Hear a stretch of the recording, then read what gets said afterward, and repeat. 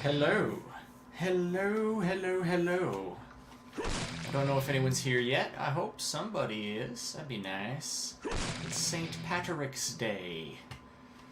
So I am going to draw some stuff. I've been working on a little project just for fun. It's been something that's been burning in my brain. And I just needed to get it out of my system. So I got my beverage. Ooh, you know what? I don't think I have a thing yet. Ooh, I don't think I can change that without switching to it. I'm still kind of working things out. I had to get a few extra things ready for today's stream because I didn't have anything ready. I need to set up a new... I got a whole new setup, which is great, but also it means, like, you know, stuff like this I have to kind of rework. Because I just bought myself a brand new XP pen tablet. I got some Clip Studio Paint as well. I never had that before, so I'm going to be working with that tonight. I'm slowly getting used to it. It's a new drawing program, but it's quite nice. I quite like it.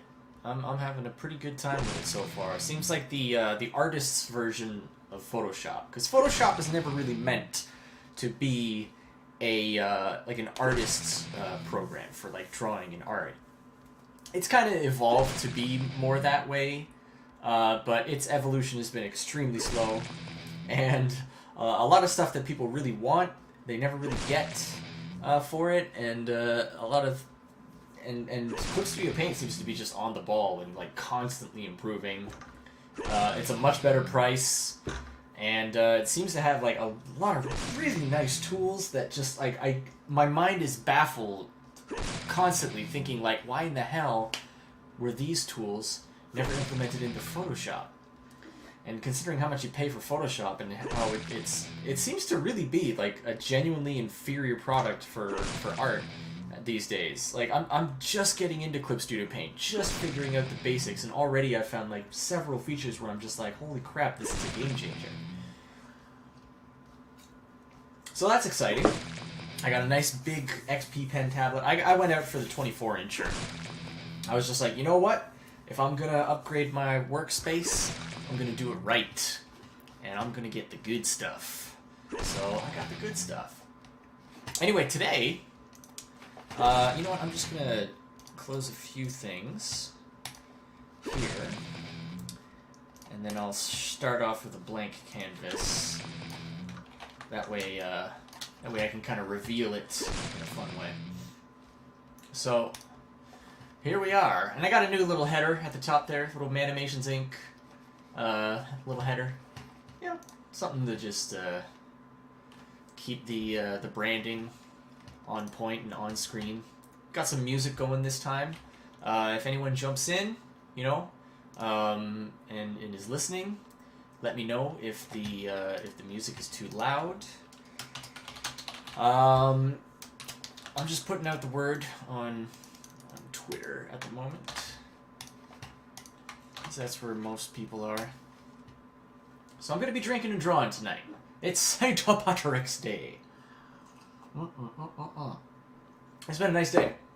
I got a haircut, and I'm feeling good about it. Not super often that happens, but boy is it nice when it does, isn't it? Let me see here. I want to get image. No. Browser source? No. Sometimes I can never figure out what stuff to click on to get what I want. Video capture device. That's what I want. I'm just going to add on the...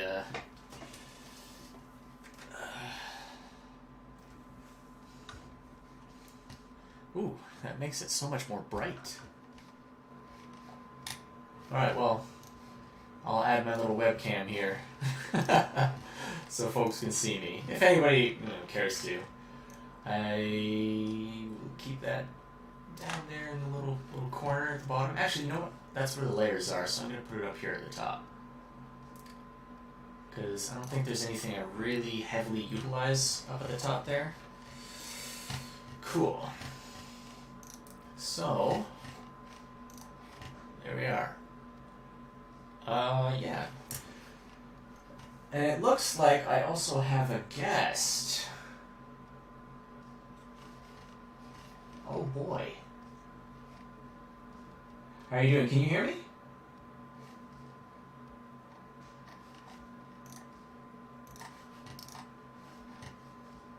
Oh, hold on. I gotta check and see if my guest can hear me. Participants. Can I do like a chat thing? Chat. Here we go.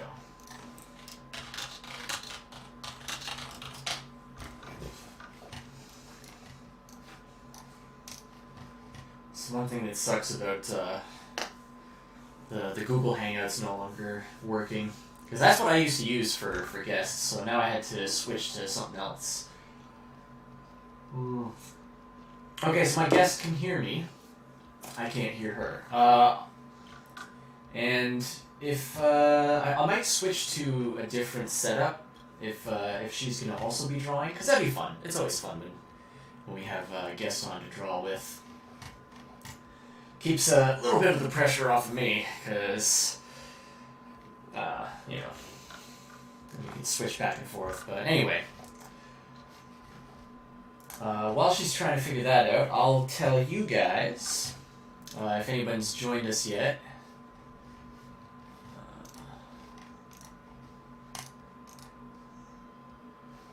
Oops. Oh, wait, that's an older one.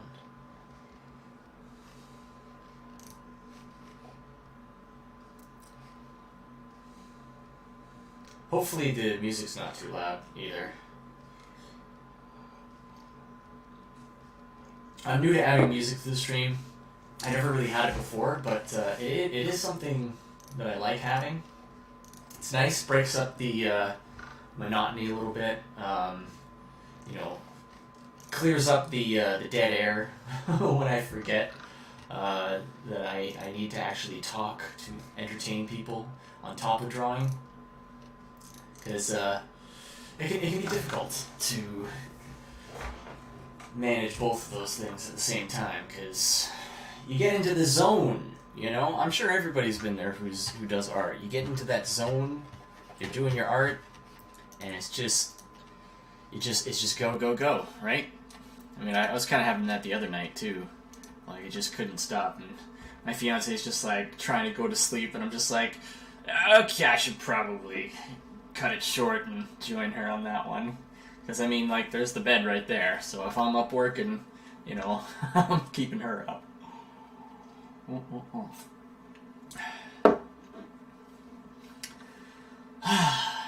One thing I love about things like St. Patrick's Day is it's a holiday about drinking.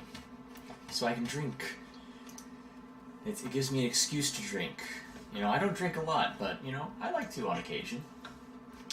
Looks like my guest is still having trouble figuring out her side of the audio's part. But yeah, the other thing, too, is like when I do drink, it's like the only time that I'll allow myself to have soda, you know, or pop, or whatever you call it. But, yeah, I mean, you know, because I need something to mix it. I can't take hard liquor straight or anything like that. That's crazy. Absolute madness. But anyway, if anybody's here yet, I'm pretty sure they're here to see me do some drinking. Got that covered. And drawing. So I'm going to get to the drawing part of things. Introduce you to the project I've been working on. Oh! I heard something. Can you hear me now? Yes, I can. I hear our guest! No. Welcome to the stream again. Although, actually, no, I don't think you've been on this stream before, on the MANimations channel. I think you've only been on the Science Wizard one. But here we are, on MANimations, manimating. Or womanimating, if you're doing any animating. We're an equal opportunity live stream. But yeah, so how are you doing? This is our lovely guest, Strawberry Narwhal, or Unvarnished Void, what have you. The perennially cancelled and uncancelled. The The first time it happened, like crazy woke leftist, and then shocking. crazy right-leaning people. Everyone dislikes me. Well, because you are something are what I would probably consider a radical centrist. Very radical. Yeah, I mean, I see it like every day. You call out the bullshit, no matter who it's coming from, and good on you for that. Because honestly, more people need to do that. But you like my haircut, I thought you looked really good in your picture. I liked it. right? I'm so happy. Exercise is starting to show dividends, and the barber just absolutely crushed it on the haircut. Just absolutely perfect. I love when that happens because I'm sure as somebody who has at some point in time visited a barbershop or hairdresser, you can attest to how rare it is that they get things just perfect right off the bat. I only had one like really bad haircut once. Oh yeah? It was so bad. I took in my picture, you know, so it was like a fun picture of my life. And a lot of times I use a razor on my hair to thin it out. My hair's really thick. So to thin it out, like especially during the summertime, so it's not so hot. And it adds layers, you know. And I go in and I have the haircut and she's got to use the razor on my hair to thin it out and everything. And she goes to try to do it on my dry hair. Mm-hmm. And I was like, oh, can you wash my hair first? And she was like, no, it's fine like this. And I think I would speak up more now, but I do have anxiety. Oh. And she's a stranger, and then so I didn't insist, but it hurt so bad. So I was just sitting there in pain, it hurt my scalp so bad. And then it didn't come out like the picture because she didn't cut it while wet, she cut it while dry. So it was just so it was so painful, and I didn't leave a tip, and I never went there again. That's rough. Yeah, oh, she says she can barely hear Unvarnished. I'm gonna raise up the desktop audio. Hopefully that helps. But it'll also raise the music, but I don't know how to turn the music down any further. That's as low as it'll go on YouTube there, which is what I'm playing it off of. Hopefully you can hear her better now. That's my my fiance in the chat there. Yeah, I could speak blah blah blah blah blah blah blah. You know what kills me at the dentist? I'm just gonna draw this. What kills me is when you say, "I just want you to take off an inch,"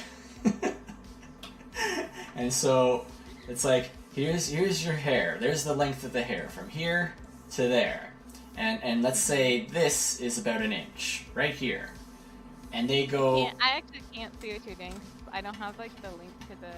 Oh, okay. Well, I think I can share my screen with you as well. Oh wait, no, I got it because I just had to check my YouTube notifications. Oh, okay. All right. So anyway. So, I'm good. Where was I? Okay, so yeah, so there's the length of the hair. There's this top. There's the bottom, and you say, okay, I just want 1 inch off. This is 1 inch. 1 inch. That right there. And then they take off this much. Not 1 inch. No. I'm just like, bro, where did you learn measurements? Did you learn measurements? I don't think so. And that's how it is with 90% of barbers. So I've been going to this place. They're actually right around the corner from me. And every time I try a new barber, I get so much anxiety about it because I'm just like, oh, jeez, Rick, are they gonna be awful? Oh. and 90% of the time they just are. And so these guys moved in, and I'm just like, all right, they're brand new. I'll give them a shot. They're super convenient because they're super close. And then it turns out they're one of the best barbers I've ever had. Like, they get it right 90% of the time. And then the other the other 5% of the time, that like there's another 5% of the time, like now, where it's just like they absolutely crush it and make me look even better than I could have possibly hoped. And then there's 5% where it's just not so good. So, I mean, they're the exact opposite of the trend. Yeah, I would say most of the time it's like middle of the road, like it's almost what I wanted, but like, you know, a little off. But like, yeah, I actually found like a hair cutter here that I loved how she did my hair last time, so I'll probably go back to her. Yeah, absolutely. I mean, when you find someone good, like, you gotta like hold on to them with dear life. Because it's so rare. Oh my god, is it rare. But, speaking of fiancés in the chat, man, planning a wedding is stressful. Yeah. Oh my god, when we first started, we set our date, and it was like over a year away, right? And then just the other night, we're kind of like, she's like, we only have 4 weeks until the 4 months until the wedding. 4 weeks, oh my god, that would be even worse. But she's like, we only have 4 weeks until the wedding. Or 4 months. Why do I keep getting those wrong? 4 months until the wedding. I swear, I've only drunk a little bit so far. But yeah, 4 months until the wedding, and I heard that, and I'm just like, I swear I almost had a heart attack because I'm just like, that's not enough time. Even for like a small wedding like we're planning.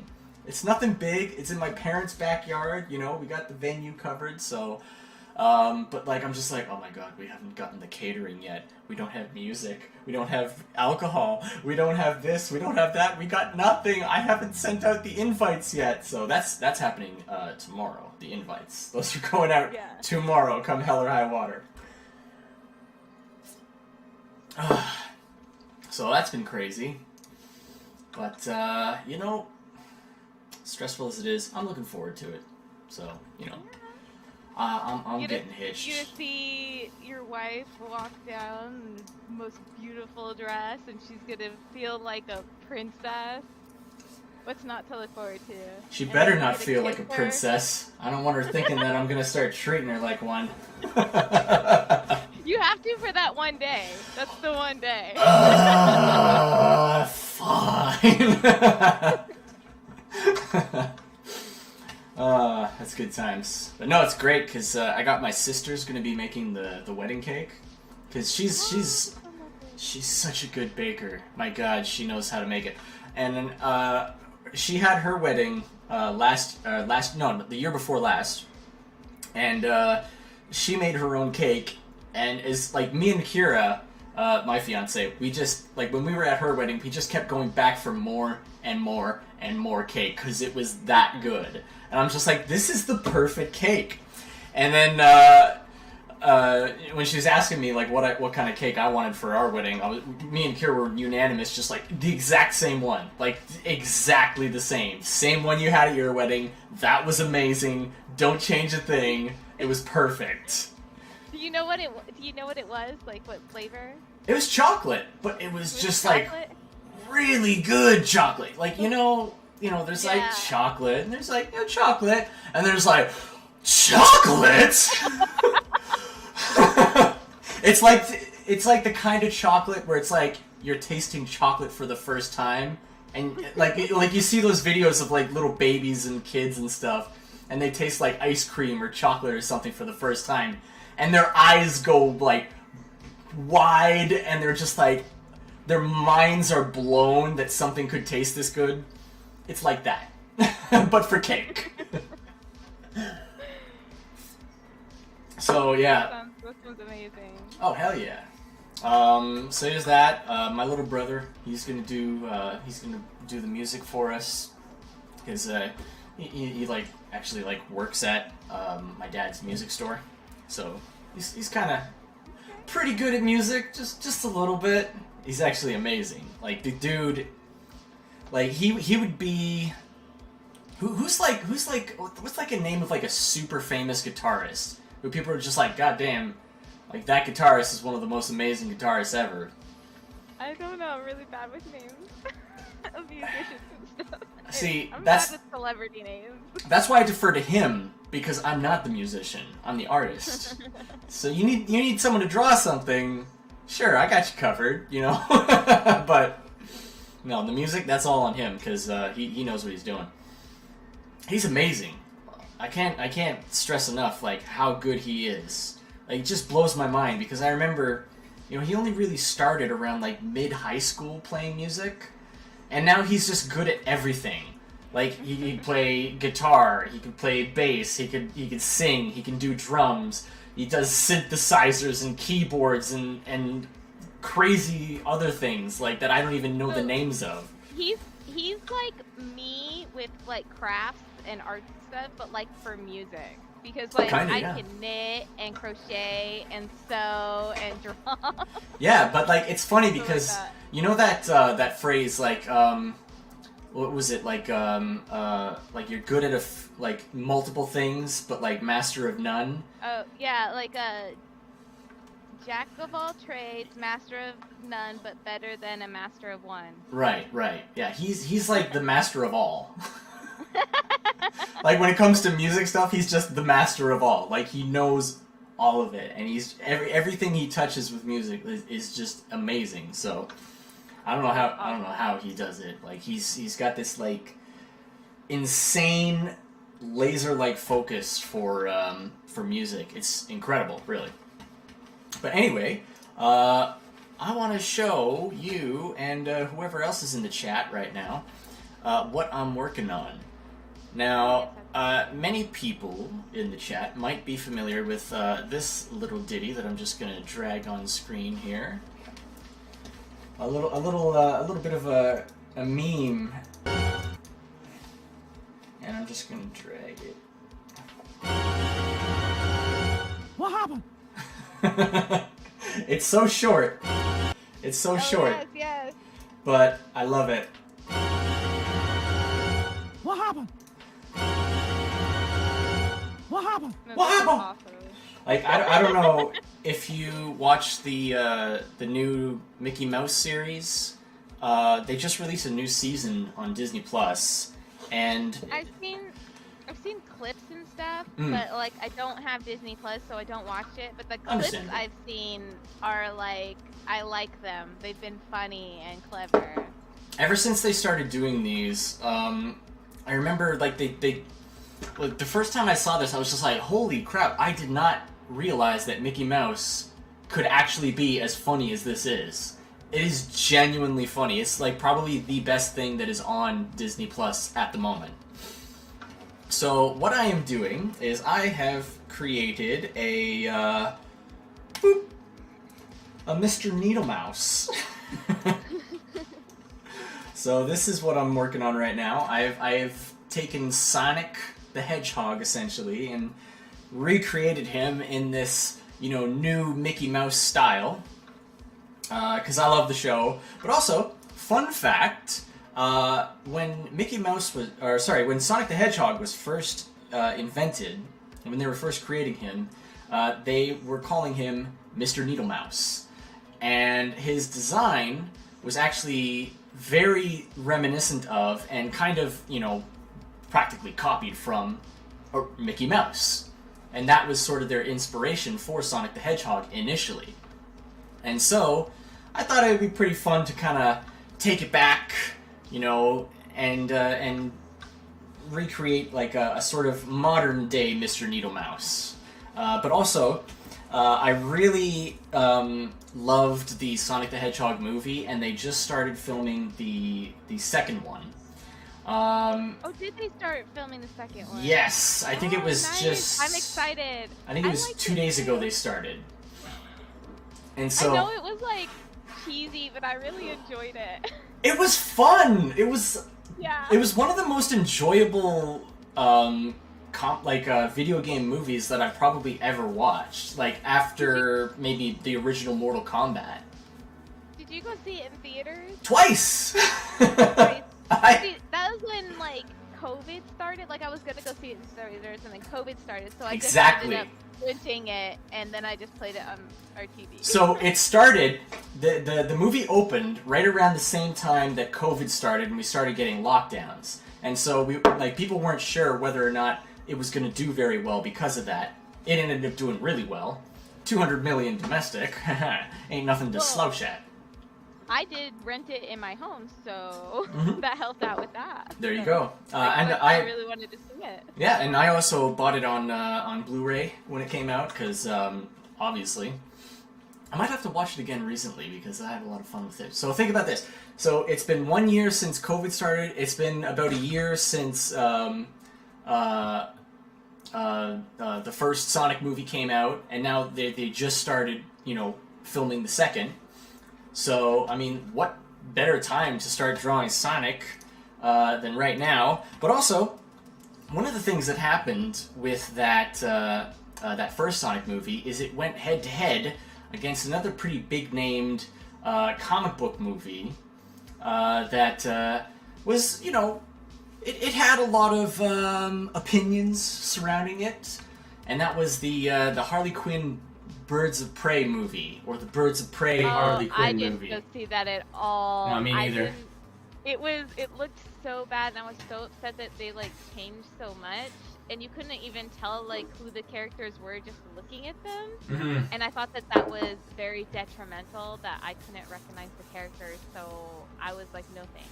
I think the only one I recognized was Harley Quinn, and even then it was that was it. It was a huge downgrade. Her outfit. Yeah, it was a huge downgrade from her previous appearances, where It really was. she was doing the whole sexy, goth chick, I guess goth punk kind of thing aesthetic. Which, each to their own. I don't like it as much as the classic Harley costume, but it was still kind of reminiscent. It still kind of had a bit of the feeling of Harley Quinn. I personally don't like the actress that plays her. I think she does a terrible job of Harley Quinn. That's just me. But the new outfits in Birds of Prey, it's like they were purposely trying to make her ugly. But I think I didn't go see it. You didn't go see it. A whole lot of people didn't go see it. And that's why Sonic BTFO'd Birds of Prey at the box office. Birds of Prey didn't even make back its production budget, and it didn't make back the money it spent. So too bad, so sad. But also, as soon as I saw that Sonic had won so resoundingly, I had this idea to turn the "What Happened" Mickey clip into Sonic, and he'd be running through the woods, and he'd drop down, and instead of Minnie Mouse on the ground, it's Harley Quinn. Wow! So that's how you got the idea. That's awesome. That was the inception of this idea, and I've had it for a year, just jumbling around in my head, and I needed to get it out. I needed to start working on it. So what I've been doing is I've been I started with a design based on the Mickey Mouse of the new variety. Got my color palettes, and I started going through and recreating some of the poses that pose. And then he starts running through the woods and I'm just getting all the poses out, the main ones. And I got one more there.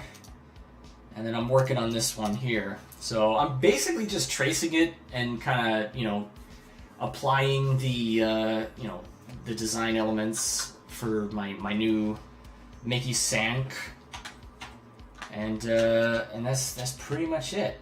For now. And then once I'm done with all the main kind of key poses, because since I'm basically trying to recreate it as faithfully as possible, most of the main poses, like the the stride pose, the squash pose, the stretch pose for the whole run cycle are basically kind of like special poses. You want to have them as close as possible, and then just kind of like, fill in the rest. So once I'm done drawing out all these special poses, then I'm going to take them and I'm going to turn the design into a rig in Toon Boom, and then I'm going to animate it. And then the other thing I have to do is I have to make a background, which will include a couple of different elements, because if you can see, they've got stuff they've got a foreground layer that goes past and kind of obscures things a little bit. There's that vine that he pushes out of the way. It's super subtle, like you hardly even notice it because it's so fast. But there's another vine he pushes out of the way. But I think they're pretty important elements. But I'm not just going to recreate the background like exactly as it is in this. I'm going to change some elements to make it a little more Sonic-y, you know what I'm saying? And then this side of things, I'm going to make it a little more Batman-y, a little more Birds of Prey-y, I already switched out Minnie Mouse for Harley Quinn, so next up is I got to figure out what to switch that dwarf in the background out for, which I think I'm going to go with one of Harley Quinn's hyenas. Maybe he's just kind of like, I like that. Lying on the ground with his head up and his tongue out or something like that. I think that'll be fun. Maybe have like I like that idea. Right. And then maybe I can have like, in the background here, I can have like a Welcome to Gotham Park, have it look kind of run down. Maybe have like a little bit of the cityscape in the background here where the trees are, So. What might help with that like run down kind of look that you want to go with? If you put like maybe a couple pieces of trash on the ground, Yeah, that's what I was thinking too. Just like dirty it up. Like make like the Sonic side of the park like super clean and neat, Green Hill Zone-esque, right? And then as it gets to the other side of the park, it's like covered in trash. Maybe there's like a dead hobo, like a cart. That's what we could do. I could just put like a little hobo in the background, just like digging through what do you call those things? The shopping cart full of cans or something like that. The dumpster? Yeah, or just have a dumpster on fire. Oh my god, that would be great. So that'll be fun. That'll be a whole stream on its own, just like figuring out how to do the background, because there's a way that I'm gonna have to do that, because this is a long panning background. I'm gonna want to have like the vines, the foreground element's gonna have to be separate. Gotta have to figure out how to change that into Green Hill Zone-esque looking stuff. And you know what I think? Instead of pushing the vines out of the way, maybe he's collecting some rings. Huh? Oh. So like there, like have like a ring kind of like floating and spinning around, and then he hits it and it goes pa-ting! And then he hits the second one, pa-ting! Yeah, that'll be fit so perfectly. Yeah. I think we're on a good track here. So I mean that's an important part of animation is plan what you're doing, right? You gotta have a clear vision of what you want to do. You can't just go in willy-nilly. I've always known I wanted to have the Sonic side be Green Hill-esque, and I wanted the Harley side to be Batman-esque, which means, crime-ridden, full of trash, disgusting. Why would anybody live in this city? So yeah, that's what we're doing.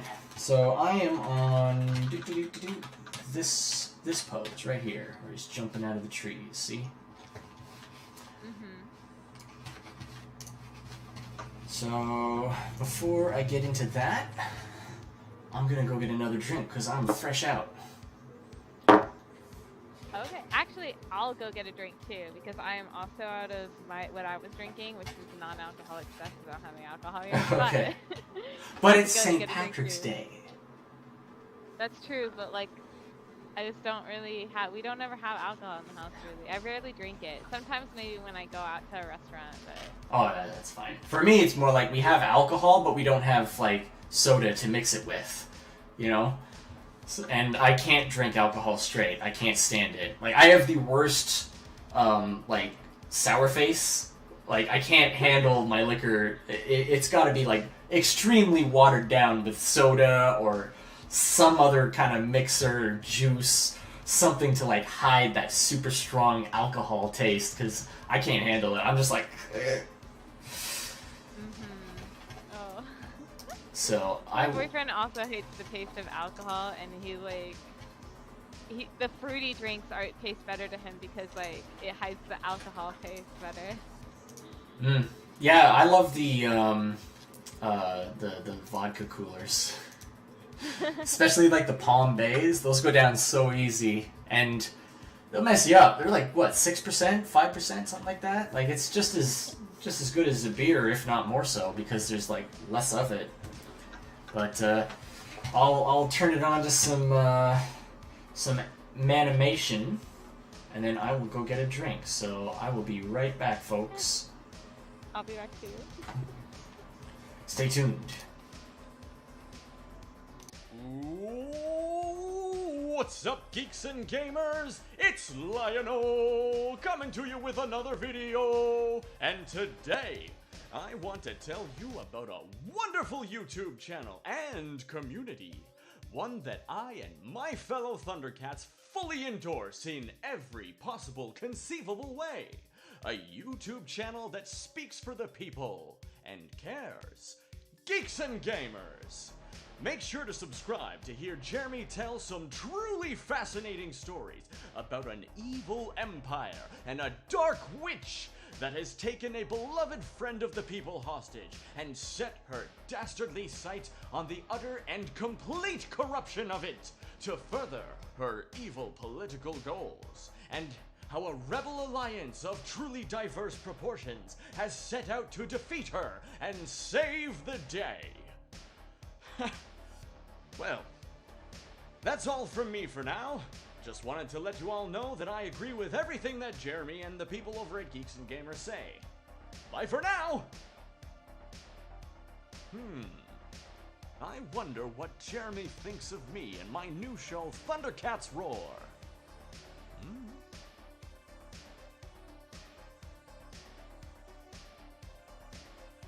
I'm back. I am back. So I'm gonna get started on drawing this pose. I'm almost done the main kind of key poses. Alright, welcome back. So, do you use Clip Studio Paint? No. No? I never have. No. I don't do animations, so. Well, I don't do animation on it either, but Oh, I didn't know what it was for, but I've never even heard of that, I don't think. I just use Photoshop to draw on. I tried a couple of other, like, drawing, programs, but, like, I didn't like them as much, so I just went back to Photoshop. check this out. This is gonna blow your mind. So you see what I did there, right? I kind of, like, went past the lines. Boom. Look at that. Look how quickly that erases. Isn't that amazing? Yeah. That is actually really good. So it just kind of like, if you draw past another line, right? Bam. And you're just like, oh, I only want this part, you know, deleted, and the rest to stay. Like, done. Just whenever it intersects with another line, you can just like click once and delete it, and it's done. I freaking love that. It's so handy for animation, especially. Yeah, that would be really handy. Oh, so handy as I draw the hands. I don't know what's going on with this hand. Look at this. It's got like one finger down there. I guess something like that. So another thing is because of the trees kind of obscuring everything, I kind of have to guess on a lot of stuff. Yeah, I think his hand's going back, and that's his thumb sticking out, maybe. That's what I think. Yeah. Like, you know when your hand goes back behind you. That's the thing with these These new Mickey cartoons too, though, is they are very wacky. There's a lot of how do you call it? I'm trying to think of the word for it. Like really crazy expressions and stuff that I really like. I'm an expression guy. I'm sure you know that quite well by now. Yeah, you are. I like expressions. I love them. I love all your expressions you do. I'm like, this is like they're all memeable too, and like I do that sometimes. Like You do that well grab it. too. You're good at spotting that stuff. When I draw something, you're just like, oh wow, there's a perfectly memeable expression, and then I'm just like, I didn't even catch that. I'm sure you can probably take like the whole first issue of Pineapple Pizza Man and just like turn it into like a catalog of memes, custom memes. I probably could. Yeah, I definitely know there's like a few in the last page that I did that you could probably definitely use for memes. Because he's got like some really kind of sinister, almost, what do you call it? Like mischievous expressions. Look at that. Bam, bam, bam. Goodbye lines that I don't need. I can't tell you how much of a game changer that is. Like, I used to use, because in my work, you know, I'm in animation, so, right?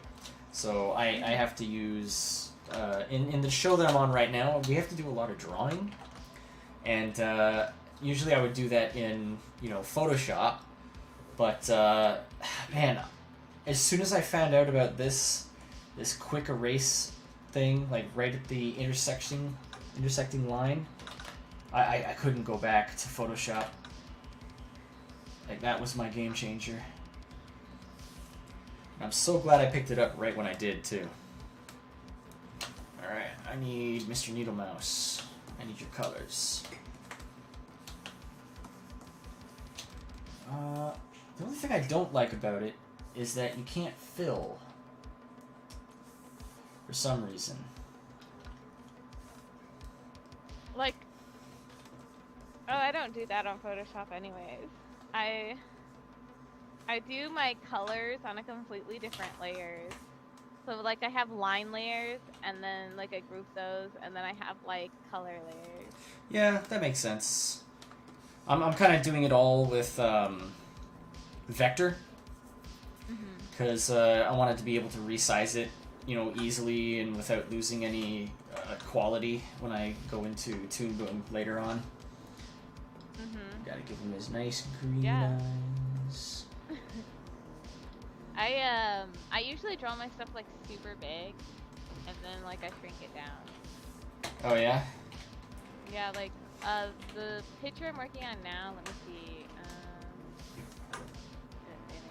The picture I'm looking now is like 6,700 pixels by 6,700 pixels. That's pretty big. just a touch. Sometimes I work on ones that are like 10,000 pixels too. Oh man. I think the largest I've done is probably like 6,000 pixels. And at that point, it starts to chug too. I got like my computer now can handle it like really well. Yeah? You got a new computer? Then, yeah. My boyfriend got a new computer for himself when it was for Christmas. Oh yeah? And so his was like really nice and for gaming. And so this computer was really just had like a slight downgrade actually. And it's also a gaming computer basically, and he gave it I just got the leftovers. So and then it was like an upgrade from the computer that it was like actually a pretty big upgrade from what I had before. Yeah, no kidding. Man, when those upgrades come, it's such a nice feeling. Like this new setup that I got with the new XP Pen tablet, huge game-changing upgrade for me. Like I can't even express how much of an upgrade it is, because it's like, you know, when you're drawing on paper and then you first start using a tablet, like a screen tablet, and you're just like, wow, this is a game changer. It's kind of on that level. And then it's like when you change from like a regular tablet to a screen tablet, it's like on that level. Back when I was in college, I didn't have a tablet yet. Yeah? For the first part of my college, so I would draw painstakingly with a mouse. See, I used to do that back in high school. I actually got into Photoshop fairly early. I think it was like Photoshop version 3. Like before they started even, putting like EXs and suites and stuff like that. It was just Photoshop. Like it came on floppy disks, like 6 or 12 floppy disks, and my grandpa, who is 101 this year, 101. He likes to keep sharp. He likes to keep learning, you know. He's always learning stuff. Like, anything he can get his hands on, you know, to just kind of learn something new. And so he really got into computers, and he got, an earlier version of Photoshop, and when he was kind of finished with it and he'd moved on to something new, you know, he gave it to me. And it was such a huge thing for me. Like, I was just like, oh my god, I can do so much cool coloring things with this. And so I started coloring all my art, and it was tough doing it with a mouse. Like, I mean, you think you gotta redo lines often when you're doing like a tablet. Like, it's like, oh, that line didn't come out, I better do it again. Think of that, but like, I mean, you're probably familiar with this since you were doing that too, but like, it's like 1,000 times that. Like, where you might have to do like 3 or 4 tries, you know, to get the right curve or something, you know, with a tablet. It's like 300 tries to get it right with the mouse. It was brutal. Oh, yeah. It was brutal, but I plugged along. And I still would work on giant pieces too, and it was just, with the mouse, it would take me so long. And then, like, when I first, like, got a tablet, it, like, decreased the time it took me to do my art. Yeah. It was so amazing. That's what I mean by, like, that game changer kind of thing. Where it's like, oh my god, like, I did this in, like, a quarter of the time it normally takes me. You know? And it's not only, like, as good, but, like, 10 times as good as what it would have been with the mouse.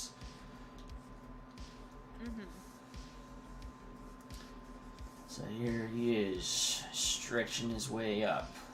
That's quite the stretch, too. Look at the size of his leg. Yeah, I like that you did that, and that it, like, went back like that. I don't know if it goes back that far in the thing, but I actually like that you did that, because it seems like very Sonic-y, does that make sense? You know, I kind of wish I could, like, you know what I could do? Is I could extend it. Like, extend the background even further so he has to run even further.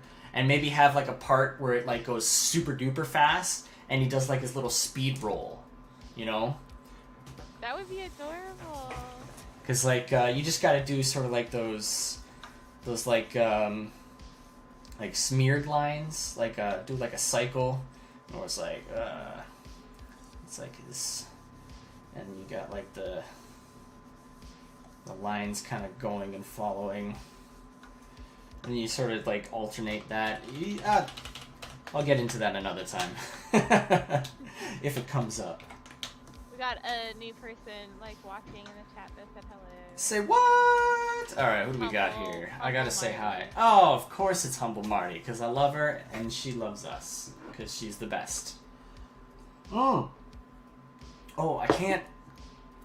I'm working on something for Humble Marty. I think I showed you, Narwhal. Maybe. But yeah, she's always been like a big, huge fan, big supporter of like what we're doing. So I've been, you know, whenever I have my a little bit of time and I need a little bit of a palate cleanser from what I'm currently working on. I've been plugging away on this little thing for Humble Marty. My little gift to her. My little thank you for your support. I won't say what it is. I'm not going to show you till it's done. But just know that it's coming. It's coming, Marty. So there we go. I didn't color the last pose either. I gotta do that. So I'll group these. And that's pose number 8. Bada bing. Bada zambo. I love how different he can be from pose to pose too, because it's all about the motion. So you get like these super duper squashy poses, right? And then he goes up into these super duper stretchy ones just like immediately afterwards. It's pretty cool. I love it's my kind of style of animation. I love that zany kind of silly stuff. It just gets me, you know what I'm saying? Yeah, I can say I definitely noticed that. Yeah, those are the kind of shows I like to work on too. For work. I just get them, you know what I mean? I'm like, I know what to do here. Let's see. Oops. So,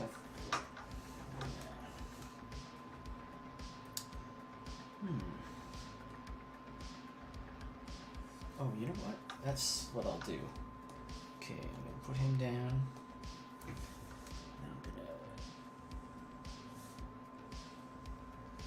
Because I gotta replace that black line. Because he doesn't have a black line there.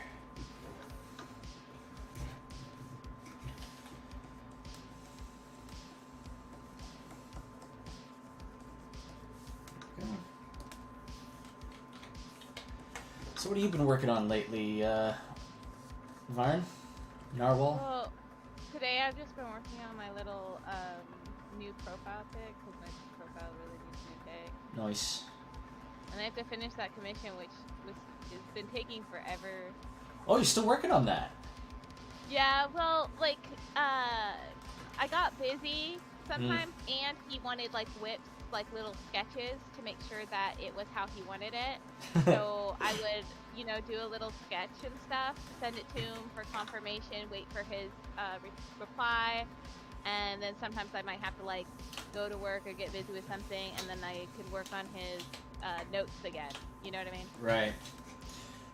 When you first said whips, I thought you were talking about like dominatrix stuff. Oh no, it's actually like a political piece, like a conservative political piece. Yeah. Oh, interesting. You're getting into the political cartoons. I actually have done a political cartoon already. Somebody else ordered a political cartoon back in. Trump was president, but I'm not. I feel like it was in like somewhere within the first 2 years of Trump's presidency. Another conservative came to me, where it was actually like an anti-abortion political cartoon. Interesting. So you're gonna be the next George Alexopoulos then, eh? You get all kinds of shout-outs on Tim Pool. No, I hope because like I'm actually more pro-choice, but like if you pay me, I will draw it. Like I'd be like, cool, whatever.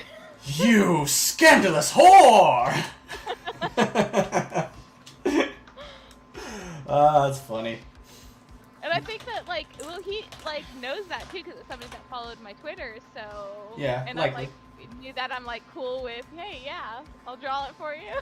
No, I know that too, and that's the thing is like most normal people are able to like have their opinions on certain political topics, and not melt down if somebody doesn't disagree with them. Like I'm on the opposite side of that. Like I'm very much pro-life, and yet look at that, we're pretty good friends. We are, and I'm totally cool with you having a different opinion than me.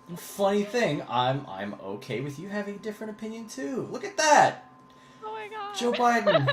we did the unity thing. We did. It's always been possible, right from the beginning. I mean, you don't need to agree with everything.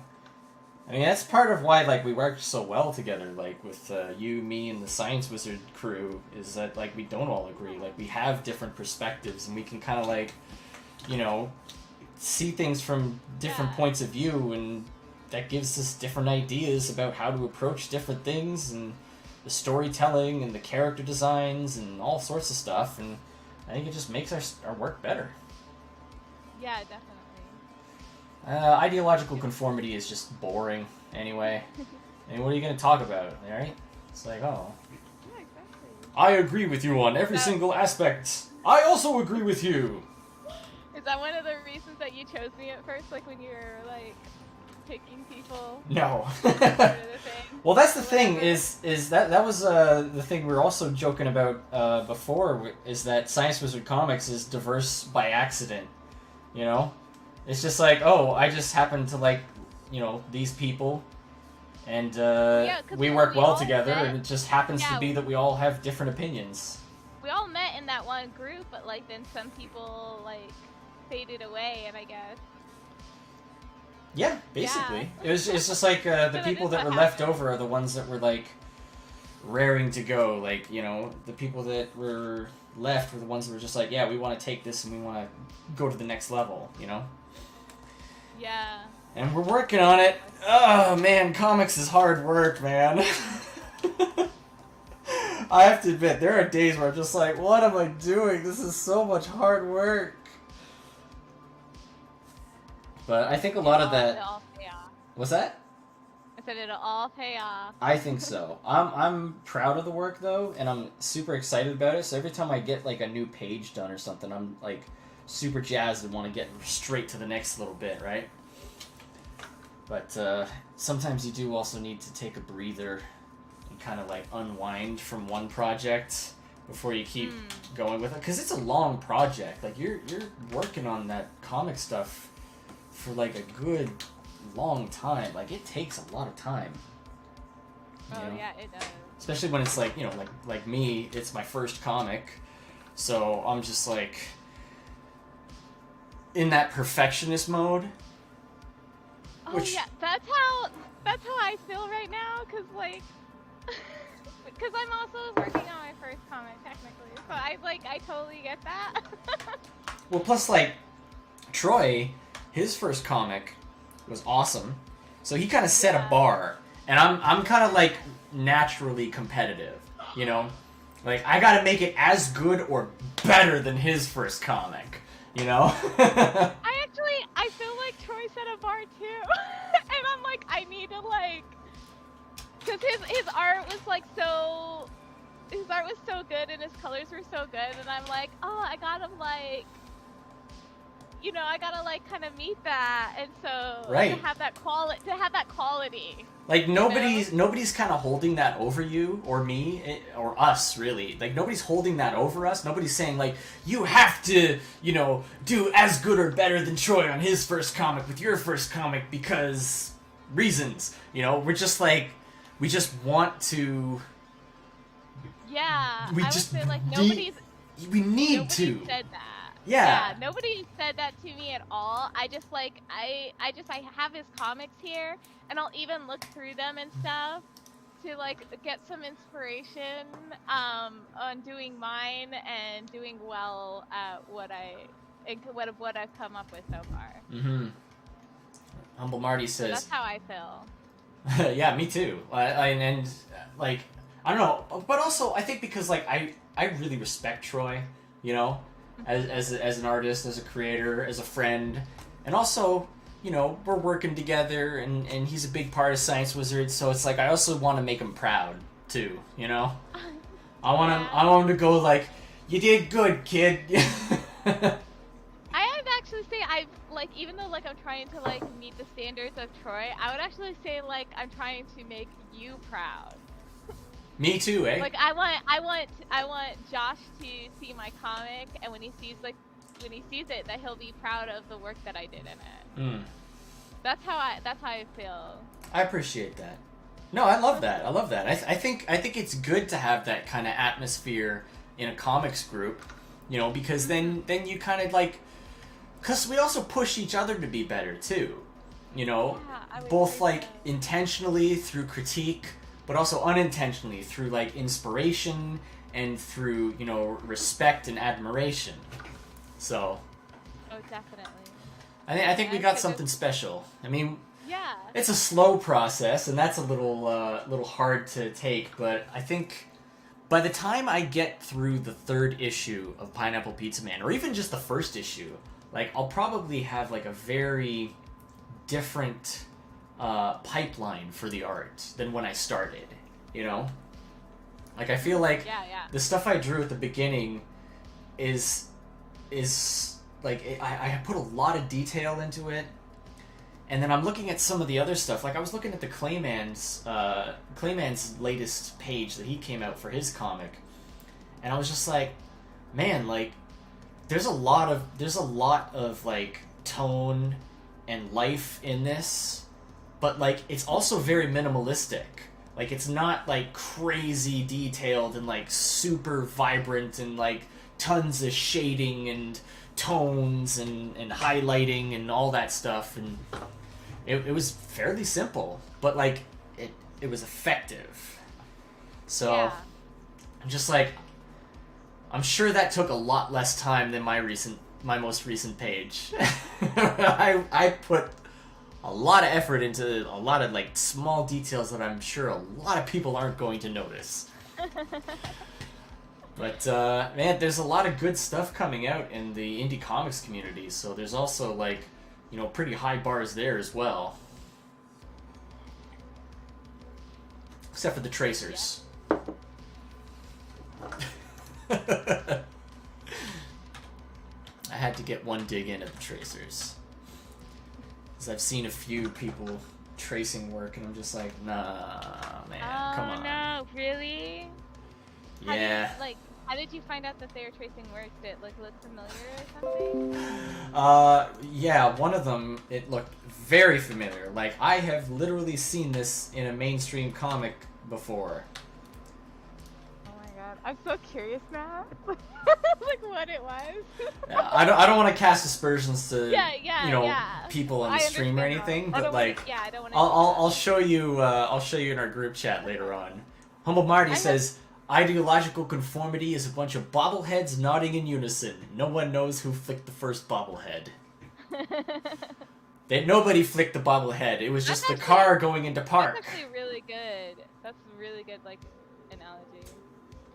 Yeah, tracing. Like it wouldn't be like exact tracing, but like they'll trace enough of it, and then they'll change some details to try and make it look like their own. Or they'll basically like use it as reference, but follow the reference so closely that it's, you know, you can tell what the reference was, like the style, the pose, you know, stuff like that. Like and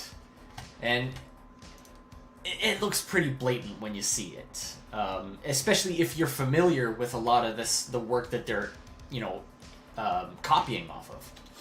And then there was another one where they were just like, they were searching out like not clip art, but like royalty-free images, and then just tracing them, like just straight tracing them. And I'm just like, come on, man. It's like you gotta. And the thing is, the thing that's a real shame when I see that stuff is because you can see some talent behind them. You know, they've got talent. You know, they've got ability. But you know, it's like they're wasting it by tracing. You know, they could be improving their skills like way more by actually like making the art, you know, entirely their own. You know, and I use reference. You know, everybody uses reference. Like that's not cheating at all.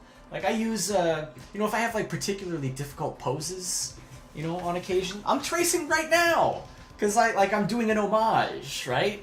Like I'm trying to specifically copy a style, you know, and a you know, a specific animation, but like kind of reskin it, you know, and put a new spin on it, a spin dash on it.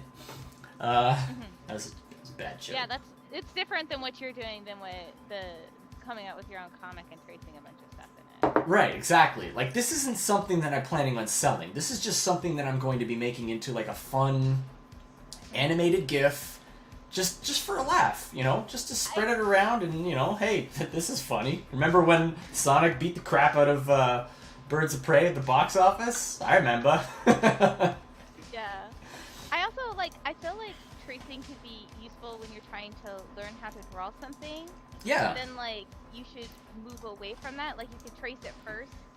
Because Exactly. I've done that before where I'm like, or if there's a certain style that I like, I might take that person's work and kind of trace over it a bit because I like their style or their anime, their eyes that they do in the anime. Right. And maybe I'll trace over some of their eyes because I really like the style. But then I move away from that to add the elements that I learned into my style. Does that Yeah. make sense? Yeah, no, that makes absolute sense. Like, you're not like just tracing over it and like, there, we're done, you know, moving on. Yeah. You're like saying, okay, I'm studying this, I'm getting an idea for how to draw this specific thing, you know, Yes. and then I move over and then I draw it myself, you know, once I've kind of gotten my head around like the forms or something like that. You know, like if you're tracing this hand or something like that, like this hand right here, you might be going like, okay, like what are the forms? It's like, it's kind of like we got this, this box shape, you know, like that. I've done that too, where I see different hand positions. Like, you can look up on Google Images different hand positions, and then you can be like, okay, and then you can trace over them real quick and see how they do them, and put the little lines and stuff in it to see how the lines are connecting, and Yeah. then it makes it easier to try to recreate that later or stylize it even. So if you see how they're doing hands, then you can stylize the hands a bit. Yeah.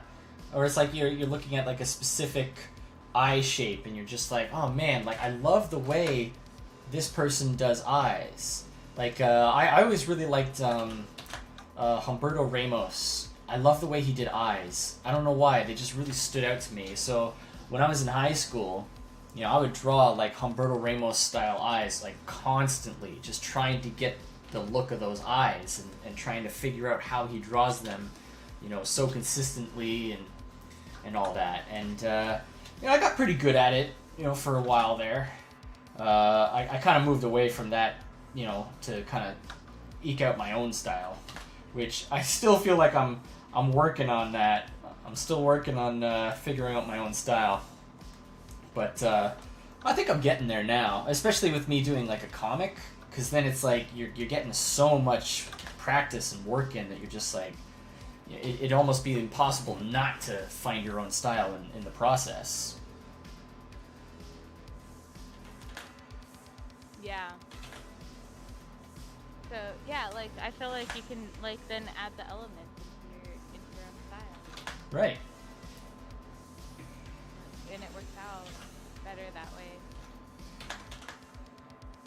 At least in my opinion.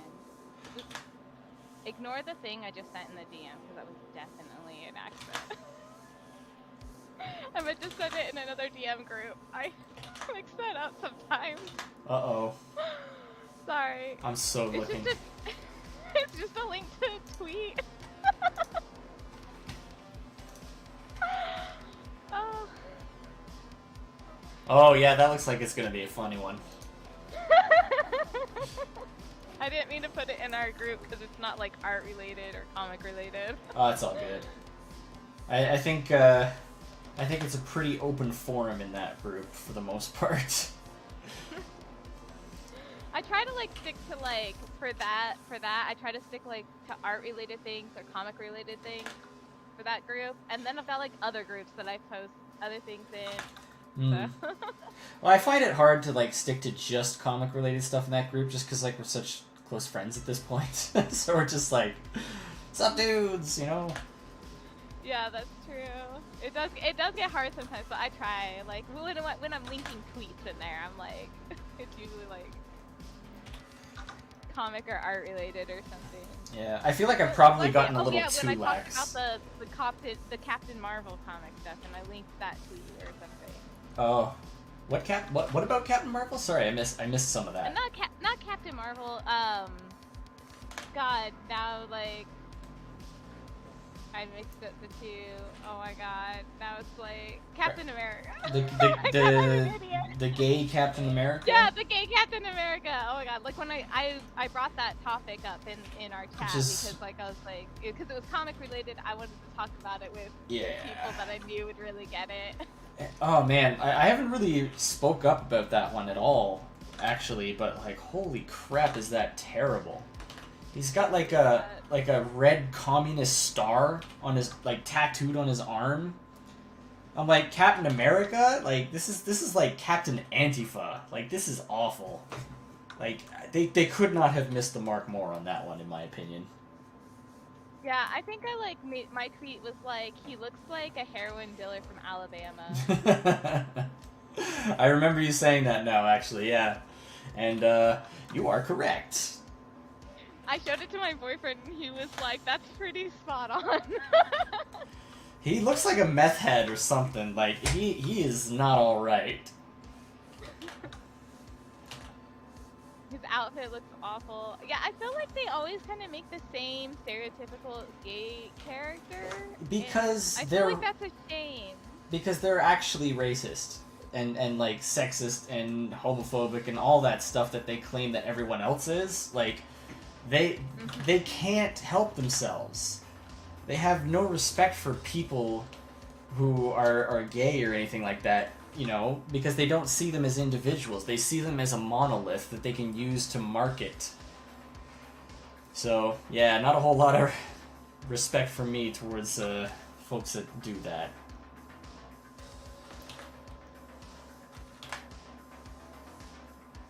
I mean, how hard is it to just treat people like people?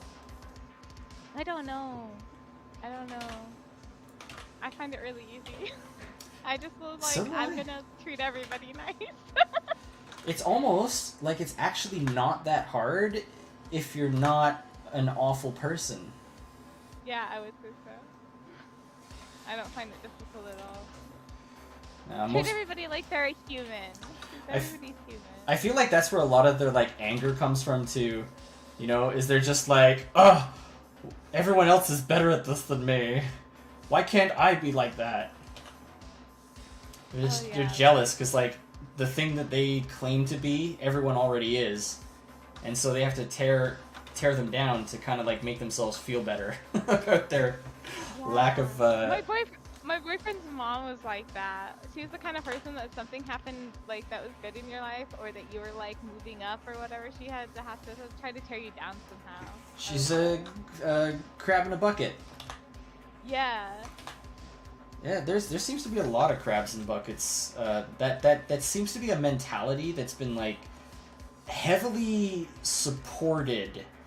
I think in like the school systems and stuff. Because like there's so many people with that mentality these days. Like I grew up like thinking like, oh, like I don't give a crap, you know.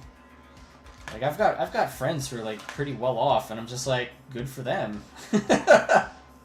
Clearly they're doing something right, and I'm happy that they're successful. It's like, it's not that hard. But like so many people these days are just like, oh my god, someone is successful, I need to hurt them in some fashion because I feel inadequate about my own situation. It's just sad, man. Yeah. I feel like if you have that mentality, you'll never actually like be successful. I agree. Yourself. I agree. Because like you'll just be wallowing in, you know, self-pity. And that's not productive. It's like, okay, you could wallow in self-pity, or you could like, you know, work towards realizing your dream. It's just a thought. Yeah, and they get so focused on other people too, and that might be a cause of the problem. A lot of idol worshipping. On other people. A lot of idol worshipping in those types of people, like super heavily focused on like celebrities and stuff. That's super weird. I never understood that like obsession with celebrities. I never had it. That's why I probably neither. don't know very many like celebrities' names or very many things about their like personal lives. I actually used to be really on top of that stuff just because, like, I really like movies. So I would be like, I would know, like, all the names of all the actors that are in every movie that's coming out. I would watch, like, all the trailers, and I would watch them multiple times, and I just really like movies, you know? And I liked trivia. Do you like movie trivia? I did. And this was Yeah, like... I was not into that at all. And this was like before they started doing that, like, Cineplex trivia stuff too. I just like knowing stuff. I was just like, oh man, I'm good at this. I know all this stuff.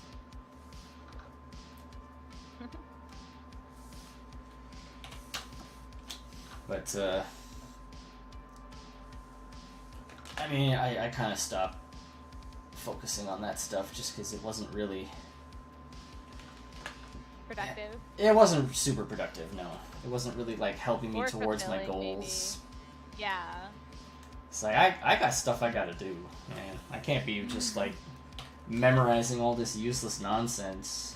Plus, like, then I by that point I had met a few celebrities and worked with a few celebrities, and I was just like, I don't give a shit. These people aren't that cool. I remember this one guy. I had to like drive him to and from set, and he was like a pretty big actor. I'm just like trying to talk to him, and he's like totally spaced out in his own little world, like completely, like it's like he's not even there, you know? And I'm trying to, like, you know, just make some polite conversation. And I'm just like, okay, this guy's nuts.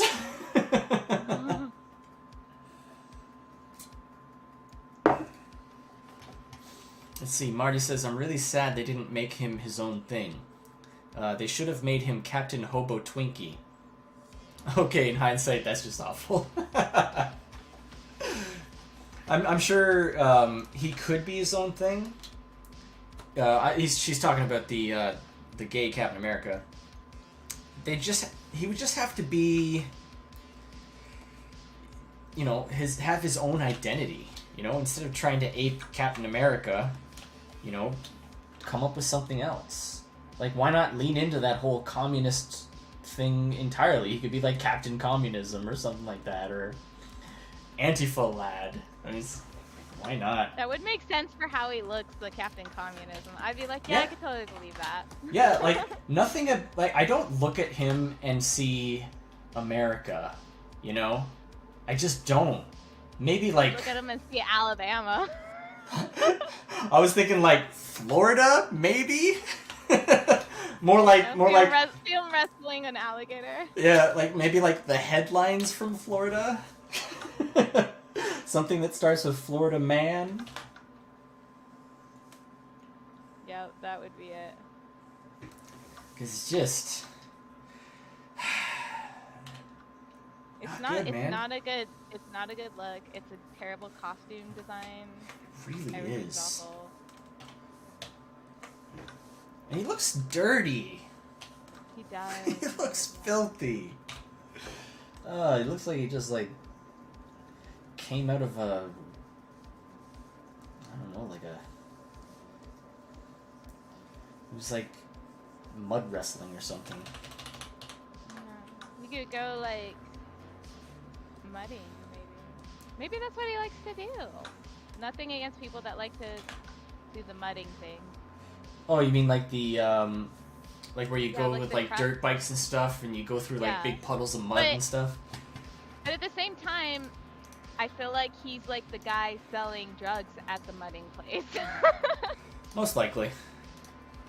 And doing them. Yeah. And not, like, a guy that's doing the mudding. He's the guy that, like, didn't listen when people told him not to get high on his own supply. Yeah. It's Captain Marvel all over again.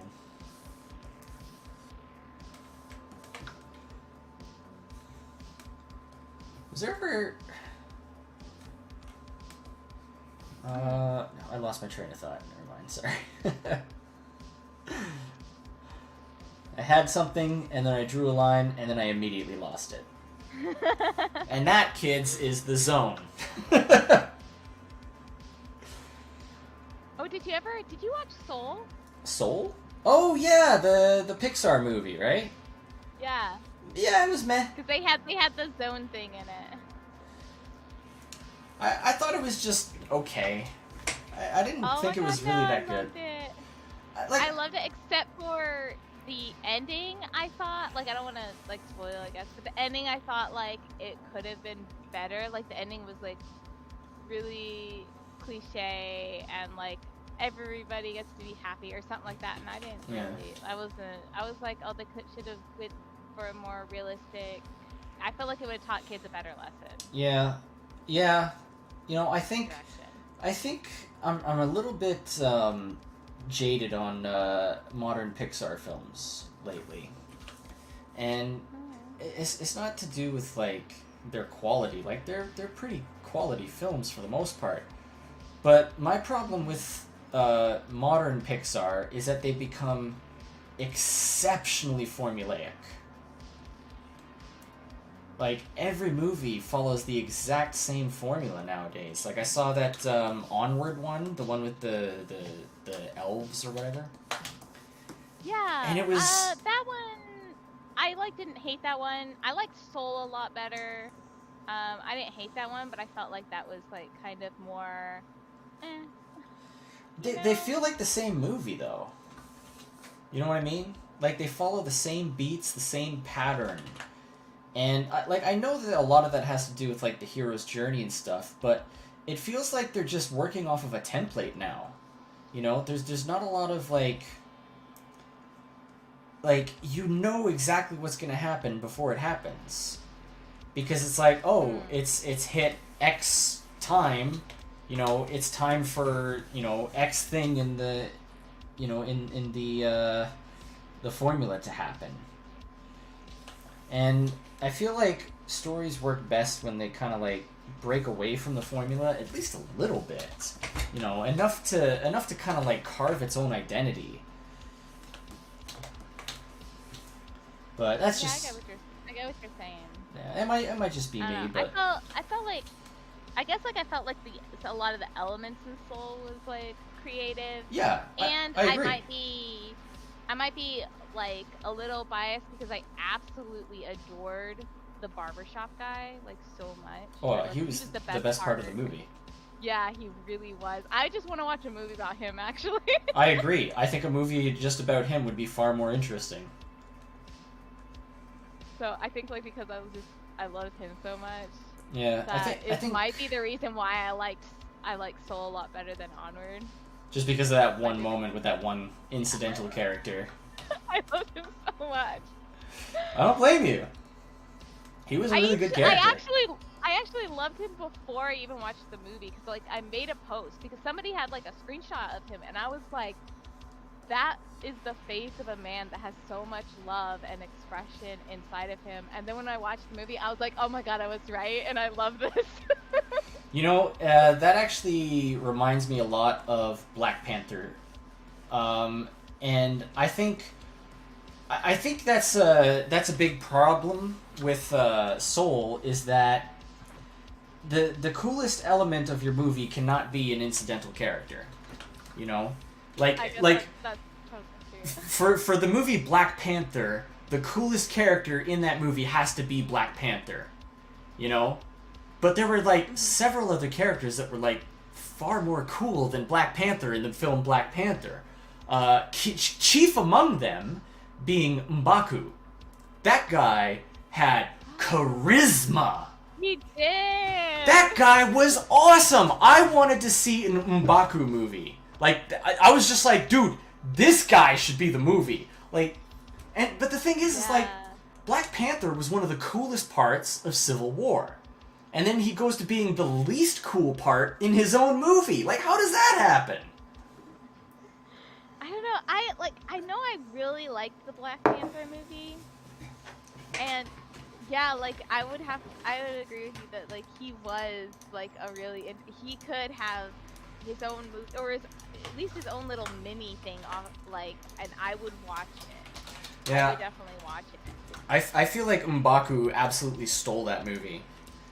Like, just, like, absolutely stole it. Like, from top to bottom. Like, every single time he was on screen, he was absolutely electric. I loved that character. I was just like, yes! I want him to win. I don't even care if he's supposed to be a bad guy or whatever. He's awesome. Like, but that's just it. It's like, you can't have your side characters be the most interesting characters in the movie, because it detracts from the whole movie, you know?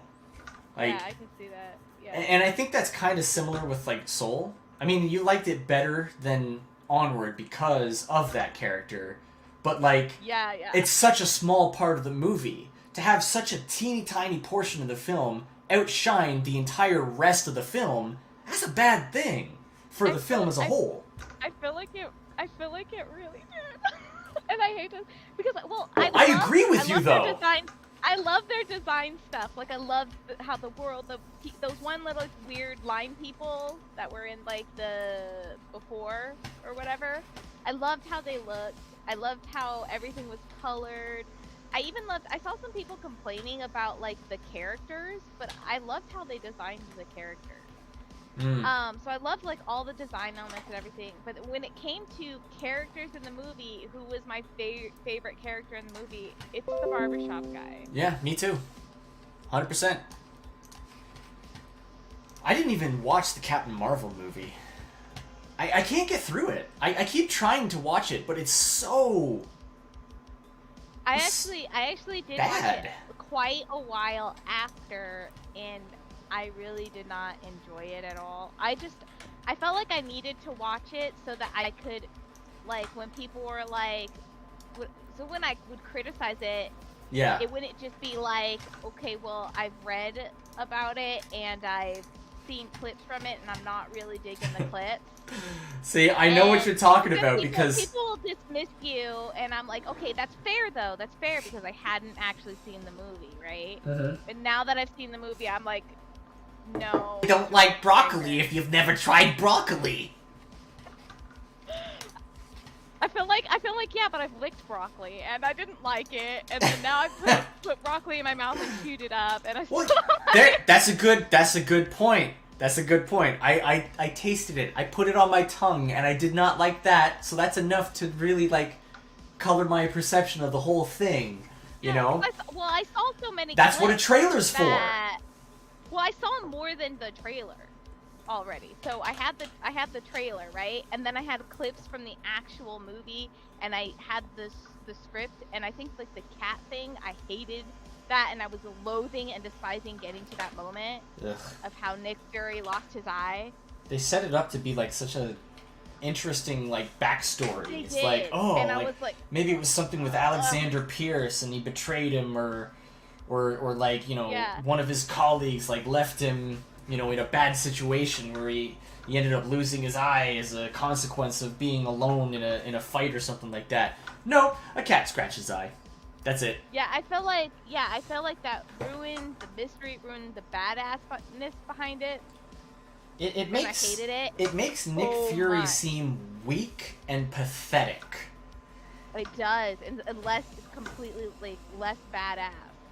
It really like ruined that, and I feel like they should have it would have been better just leave it as a mystery. Let me guess. It's cool. Yeah. We don't need it answered, actually. It's odd because it seems that Disney has been wanting to kind of, like, emasculate Nick Fury for some reason. Because, like, you saw with the latest Spider-Man movie, Far From Home, where one of the not the deleted scenes, but one of the post-credit scenes was, like, it's like just him just lounging in his slippers at a space station, then he gets up and walks around, and he's, like, hobbling like an old man, and you're just like, that doesn't seem like a very Nick Fury thing to me. Like, this guy's supposed to be like a badass super spy. I feel like I could see him in the slippers and stuff. But it's like the kind of the old man walk. You know, like you. Yeah. Not like, but I feel like they could have put them in slippers because you could definitely put guys in things like snuggly robes and stuff, and still have them be so damn manly. Yeah, I mean that's true, but like I agree. Like it's more like his demeanor than anything else. He just seemed defeated. Yes, I would actually agree with that. I would agree with that. I didn't like. I feel like I was like kind of like about that scene, but now like you're really kind of like explaining why I was like Yeah, like it's that age old adage of it's like you didn't notice it, but your brain did. Or maybe they're just trying to say, oh, he's getting old and they're gonna retire him or something. Maybe that's what they're going for. If they do, they'll probably replace him with someone just awful. Yeah, and you know they will. Character. But I gotta say though, like WandaVision was pretty good. So I haven't seen it. Please spoil. No spoilers. No spoilers. I'm not saying anything. Okay. It's I still. hadn't seen yet. It's still too fresh. I ain't gonna do that. But it was good. Yeah. I'm just gonna say that. So He was, it kind of an gave me awesome a little bit of hope for the future of the Marvel movies. I know it seems kind of like not a good idea to get your hopes up at this point, considering some of the rhetoric that's been bandied about. But it was genuinely like an enjoyable show. It's like maybe they're realizing their errors with like the Captain Marvel stuff, and they introduced. Well, they never made any errors when they had their other female characters. They showed them to be strong. They showed them to be, Well, that's just it. Very confident. That's just it. Like, they showed it. They showed it. With Captain Marvel, they're always telling you how strong she is. And it's really irritating, to be honest. It's the worst. And then I really hate being lumped in with men and then dismissed with my criticism about her character. Like being a man is somehow automatically disregard all Captain opinions. Marvel isn't for men. That was their thing. No, and then they can then dismiss any criticism of her as that's just men, even though there was women too, and it's super irritating. And they're all about voices of women, but they erase voices of women. Yeah. Well, as soon as you're a woman that doesn't agree with them, then you're a man. And you know that's true.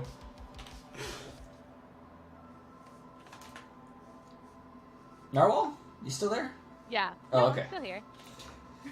But, sorry, I'm also drawing too, but I come and I look at what you're doing, and then I go back to my drawing, and then I look at yours. Nice. What you drawing? Oh, you're working on your new profile pic. Yeah. I'm still doing that. I just now colored my skin. How dare you? It's white. How dare you? So offended right now. Oh my god. Understandable. It's okay. Did you see the latest outrage kerfuffle on the internet where there was what was it? I think it was Black Twitter got all in a huff because they found out that the actress who plays Domino in the second Deadpool movie is married to a white man. So they're just outraged! How dare she? She betrayed all of black people by marrying someone she loves. Yeah, but I saw, God, what's his name? And his wife? Who? Oh my God. Bill Burr. No. Oh, Bill Burr and Nia. Oh yeah, oh my God, that racist guy who was just like, I don't even know if I can repeat what he said without getting banned from YouTube because. Oh, probably. Holy crap, that was the most racist thing I've ever seen in my life.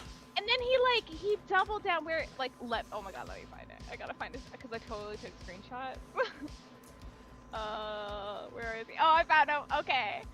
I was like, bruh, this man is out here collecting L's like they are trading cards. Because he was like, okay, so somebody was like, my man, I'm pretty sure you're racist. And then he was like, nah, it's taking out of context and being spread by the alt-right in order to obfuscate. No. Okay. In a narrative. No, that context could not have been more clear. Well, the guy's literally quote tweeting his tweet, so what do you mean it's being taken out of? Yeah, it's like a direct reply to like Nia or Bill Burr or something like that. Bro, and did you see Nia respond? Did you see Nia respond? Oh, I Nia did. was like, bitch, shut the F up. And he was like, and then he tried to, his post He's like, responding to oh, that. I wasn't talking about you. Yeah. It's like, yes, you were. Everybody saw it. He responded directly below them, but he was like, trying to skirt around it, you know? Bro, No. everyone could see what you're doing. Yeah, no, that was good on her. that was messed up. Oh yeah, absolutely. Like I've actually listened to Bill Burr's podcast a couple of times. Yeah. And like, he has his wife on every once in a while, and she's funny, man. Like, she doesn't take no guff. They got this fun banter back and forth too. Like they just go at each other, and it's a lot of fun. yeah, like, oh, people like they're like black supremacists, and you can't tell the difference between them and white supremacists. You can't. Well, because there is no difference. Yeah, there is no difference. They want the same thing.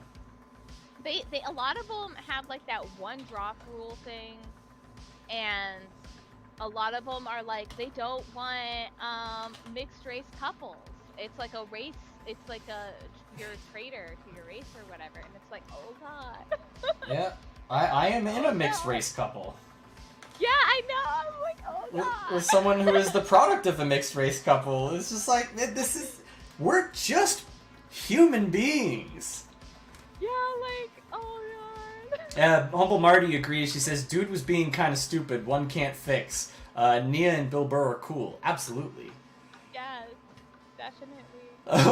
And like, I like her. They had to put up with like that amount of racism. Like mixed race couples, I've seen like have to put up with this like racism from both sides. Like they're caught in the middle or something. They're getting racism from, you know, the white racist and racism from the black racist. Well, where are the white racists? Because I can never seem to find them. Like, I know there's a bunch of them on Gab, but, like... Yeah, well, I don't really see the extreme very often on Twitter. I have, though. Yeah, they show up every once in a while, but I find them to be extraordinarily rare in comparison to the, like, the left-wing racists. At least on Twitter, it does seem that way. I don't know if that's because, like... if it's just like me that's running into them less, or if it's Twitter just getting rid of them, but not getting rid of the black racists. You know? Because they have that like bias where they're just like, oh well, it's okay for some, but not for others. Yeah, but I've definitely seen them. Gab posts and stuff. I had a Gab, but like when it like kind of first. Yeah, me too. They got like with the art, you know. Yep, I know exactly what you're talking about. Yeah, they weren't very free speech, and I totally like was like, no, I'm not gonna be on here because I don't agree with that, and I don't want to be on here because you guys are just. Well, I had advertising. Yeah, I had a Gab account as well, and I had a personal and a Science Wizard Gab account on there, but like, dude, the place was chock full of racists. Like, it was actually like. I was actually kind of shocked because I was just like, oh my god, like the left is actually right about the demographic of Gab. You know, like there are actually like a ton of white supremacists here. I actually had a conversation with one, and I'm literally like coming at this conversation like, you know, like I've literally never met and had a conversation with an actual like white supremacist before. Like I've never had a conversation with one before. I've never met one. And I was just like trying to like understand like why he is like that, and he just got mad because I kept asking questions, and then he blocked me. And I'm just like, this isn't healthy, man. Like nah.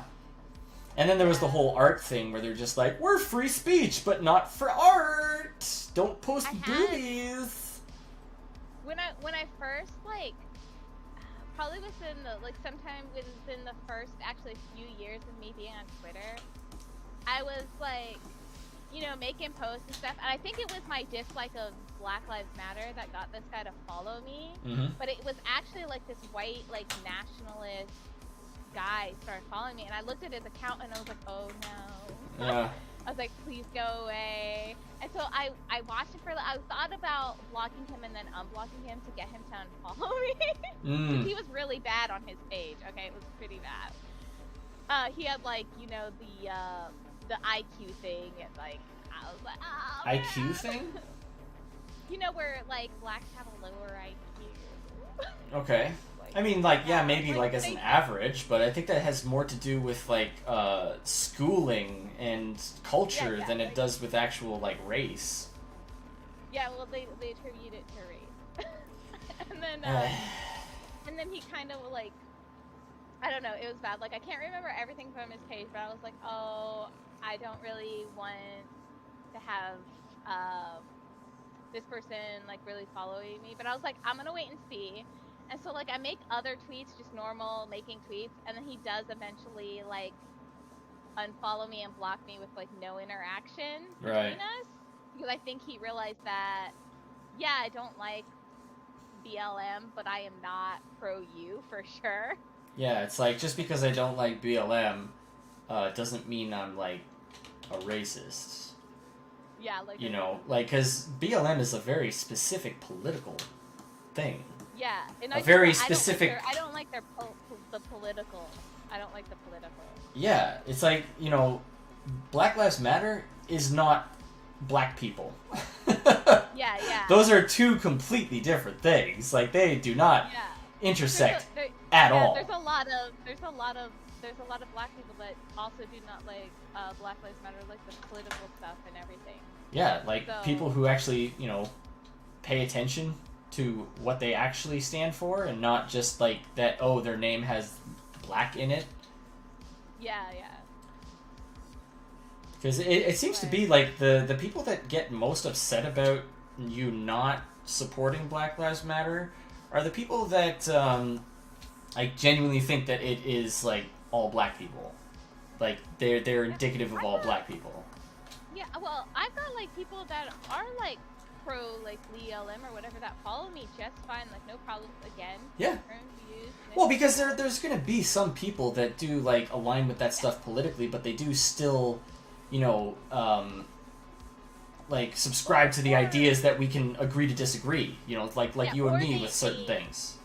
They separate. Some of the people separate the political from the activists for that because of George Floyd.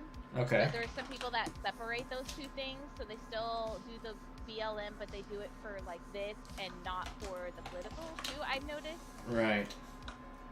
So there's just they do it for two different things, and I kind of noticed that too. So I do have people that put the hashtag BLM or whatever in the thing. They're following me just fine, and they like my tweets, and they know that I'm not super for it, and it's cool. It's cool, guys. Well, a lot of your content is really just common sense stuff. Well, I can't even say common sense anymore because sense is so not common anymore. I think that was the last pose. Last major pose. Ooh. Yeah, I think that's just about all I needed for that, so I'm gonna save that up. How cool is that feature, though? In Clip Studio Paint with the erasing, the line where it intersects? I can't get over that. I think that's really cool. It's a really nice feature. Alright, so I guess the next step would be to move this over to Toon Boom and start rigging. And that's the process, folks. We got 12 poses in total for my Mr. Needle Mouse. We got that opening, and then that move into the run, And a couple different silly run cycle images. And then he leaps, and he gets some hang time, and then he stretches out his arms, and then he settles into this pose. Although I think he does do a little bit of an overshoot with his head, but that's something we'll deal with in the actual animation stage. It's all good. It's all good. Yeah. Yeah. I added a little bit of the pink and blue to her pigtails, even though that's not part of her Birds of Prey costume. Just because, like, you know, I'm thinking DC superhero girls, and I wanted to give that some love, because I actually really like that series. Have you seen DC superhero girls? I have not. Oh my god. You gotta check that out. It's so good. Especially whenever Steve Trevor comes in. He is probably my favorite character. 2 pages penciled. Nice, Marty. Humble Marty just said in the chat that she's got 2 pages penciled. Woo! That's fantastic. I love that. She's obviously talking about her comic that she's working on for her character Corkhorn, the little luck unicorn, and he's got like a cork on his horn and kind of like plugs it up because his horn's broken, and it like leaks out all this luck goo. It's fun stuff. That sounds nice, yeah. So it's like, you never, like, whenever his goo leaks out, I guess, it kind of, like, affects the luck around him. And then, like, it can be good or bad luck. So you never know what you're gonna get. Like, he could be end up, like, losing an arm, you know, because he just got too much of that bad luck goo.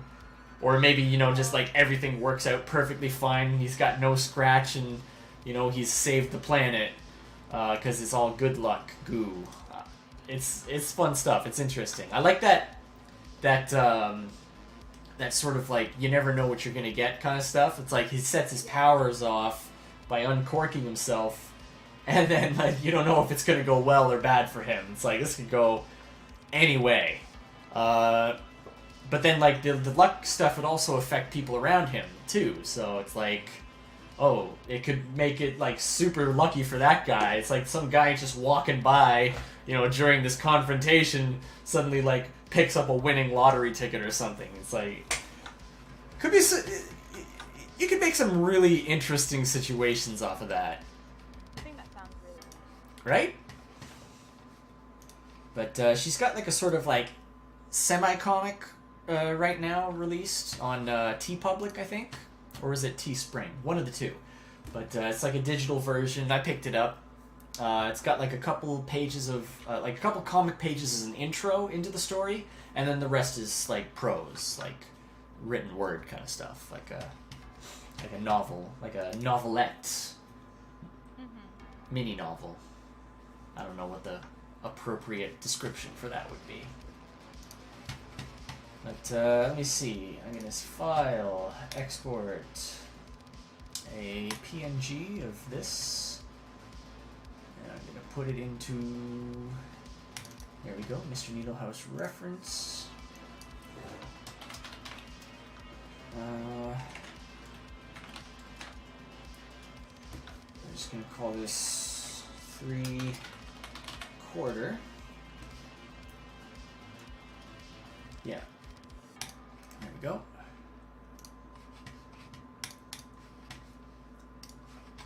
I'm going to open up some Tune Bume Harmony.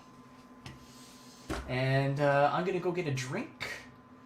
And then I will be right back. And we will start rigging this bad boy. He'll actually be really quick to rig, I think. Because he's super simple. So I might even be able to finish this tonight. We'll see. But, yeah. I'll be right back.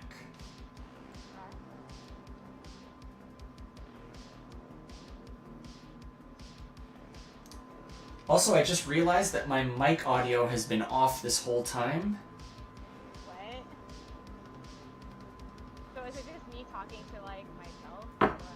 Oh no, I think it might have been. Excited conversation? Oh my god. Oh my goodness, I'm gonna have to check that real quick. A little bit of a I don't know, palate somebody would've cleanser said from, something. or even just the first times. The ending, I've seen clips from it, and I'm not really digging the clips. They show. Okay, no, it's all good. Okay, oh my god. I would have been so embarrassed. No. Oh shoot, I don't know how that happened. I'd sound like a crazy person. Yeah. It's just like you responding to things that nobody knows what's going on. It's just like, what? But actually, Humble Marty just confirmed it because she said Teespring. So, yeah. That's where you can find Humble Marty's stuff if anybody else is watching with us. I'll be right back.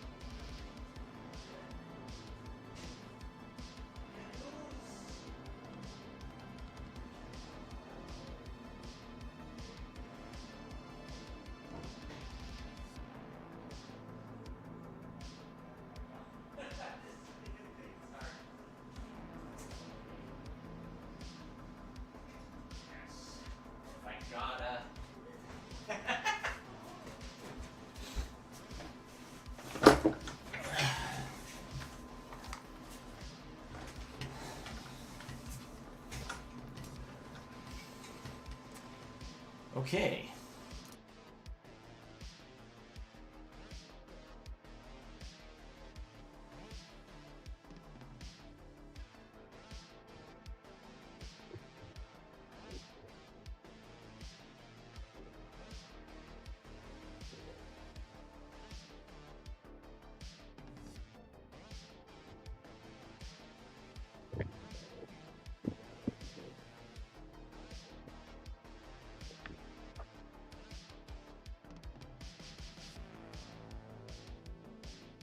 Oh, okay.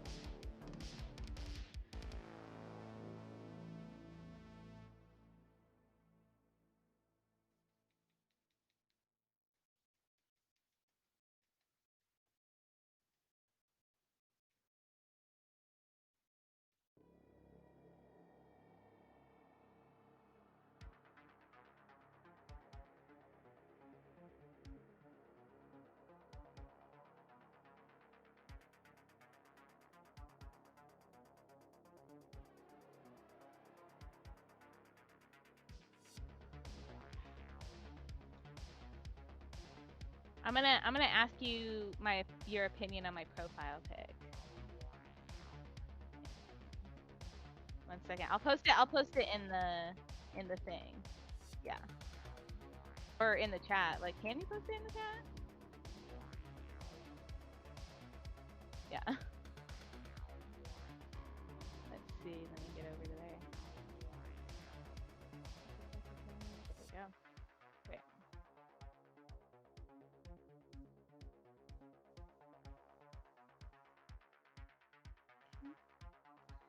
I thought I made myself maybe a little. I'm still kind of wet. What does that mean? Oh. No, I'd put all the color in. Not for the background. I haven't done the background, obviously. That'll be different.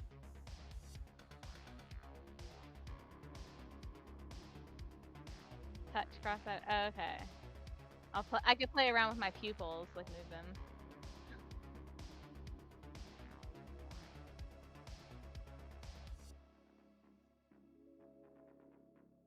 Okay.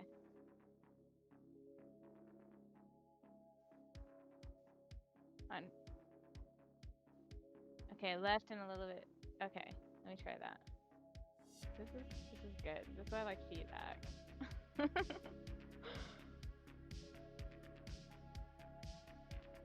Now I gotta find the layer I have her eyeballs on. I have. Let me see how many layers. Like, what's my?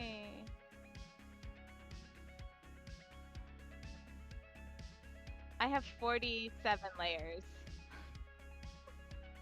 Yeah.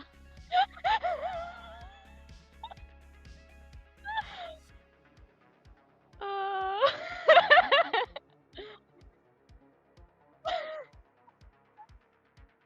no.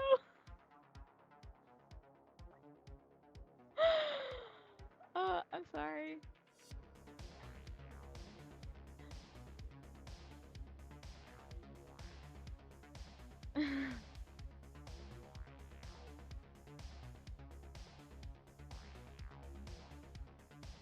Oh no! You've ruined everything. Alright, how about now? Am I good? Am I good? I should be fine now, right? Okay. Ah. Well, I know I can be heard now because I've unmuted myself. I don't understand why people were able to hear me when I was muted. Maybe I should just turn my volume down. Maybe that'll help with the echo. Could be that I'm just peaking. That's entirely possible. Okay, but hey, now I'm back, and there we go. And I've got the screen ready again. I'm gonna start building me a Sonic. Or, I'm sorry, not Sonic, Mr. Needle Mouse. And I spelled mouse like M-A-U-S, like the German mouse. I should make him German. What happened?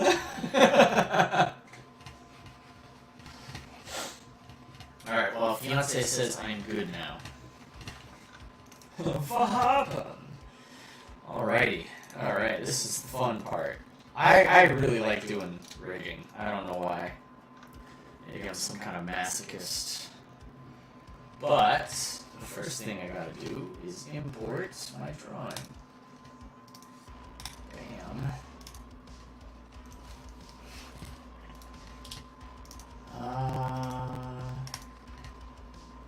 Let's see. Animations. Projects.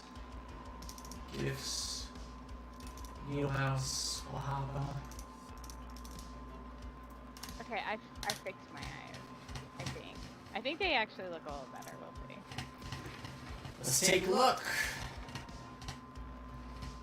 In a book, reading Rainbow. Alright, I posted it.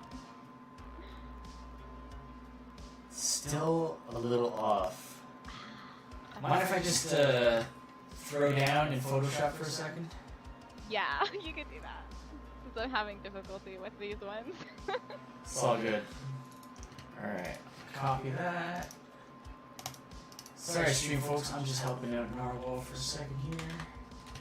Making sure she is taken care of. Alright, so I'm just gonna do this on my We screen. take care of each other. I'm gonna do it on my screen so I can use the tablet, because that's the one that's up right now. That's fine. They can see it. Alright, just wanted to make sure.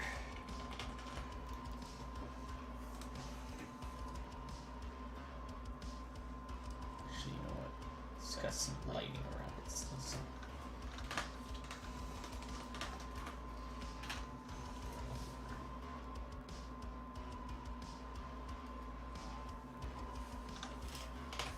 There we go. Something like that. And then of course you just gotta, you know.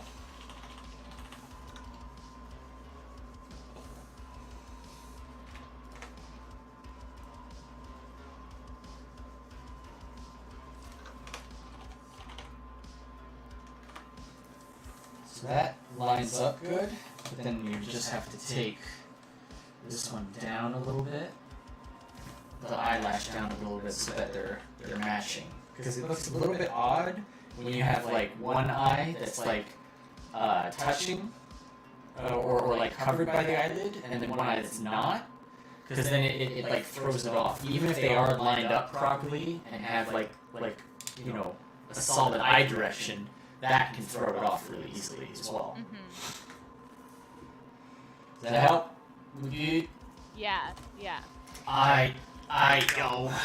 I'm gonna. I'll just copy that real quick. Throw that in our chat. Bam. You're amazing.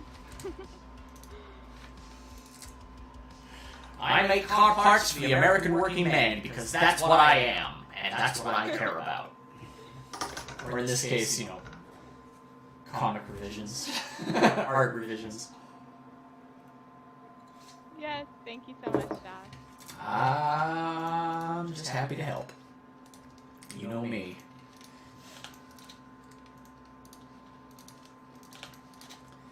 Alright, so I'm gonna make myself pegs so that I can move this thing around.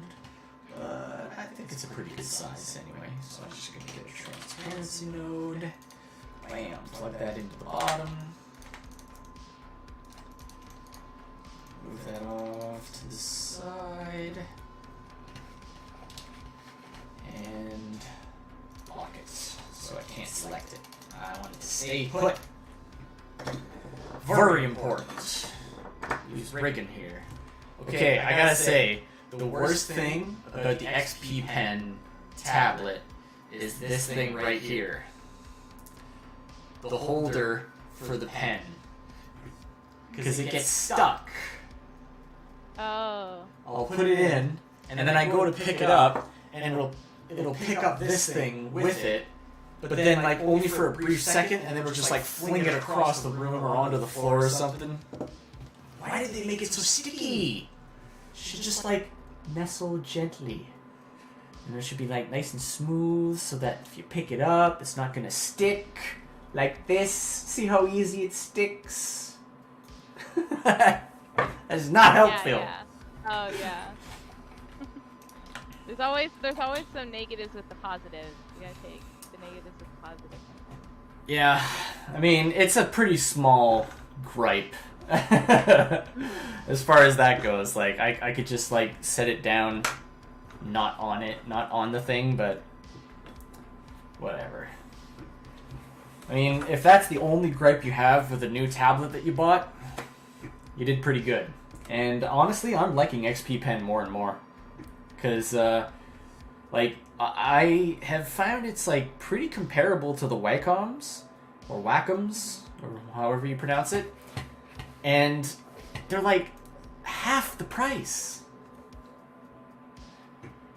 Like, Wacom, what are you doing? Why are yours so expensive? Like, prohibitively expensive. I could buy a car for what it costs to buy a Wacom tablet. Baffling. Alright. Oops. So anybody watching, hey, if you ever want to send me a drawing during the stream, let me know in the chat if you want me to take a look at it and give you some critiques and pointers, things that I think could help to improve it. I'm surprisingly good at that thing. I can't spot issues with my own art very well, but I can spot it with other people's art just fine. That's how it is sometimes. It really is. It's like you have like horse blinders on when it comes to your own art, and you just can't see any of the problems. And yet, you know, you look at someone else's, it's just like, oh, there's that. And like they'll look at yours and be like, oh, there's that, and that. And I'm just like, how did I not see that? That's how it is for me all the time, anyway. Actually, you know what? I'm going to disable the transparency for a moment. And I'm going to build up my colors. So we got white and red. I want that red.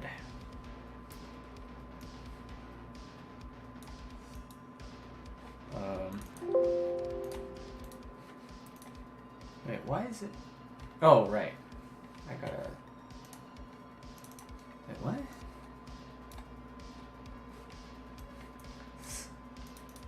Why is it not picking the color? This is super weird. What? I don't know. It's not letting me pick the color. Like the eyedropper's just not working. Super weird. Maybe in here. No.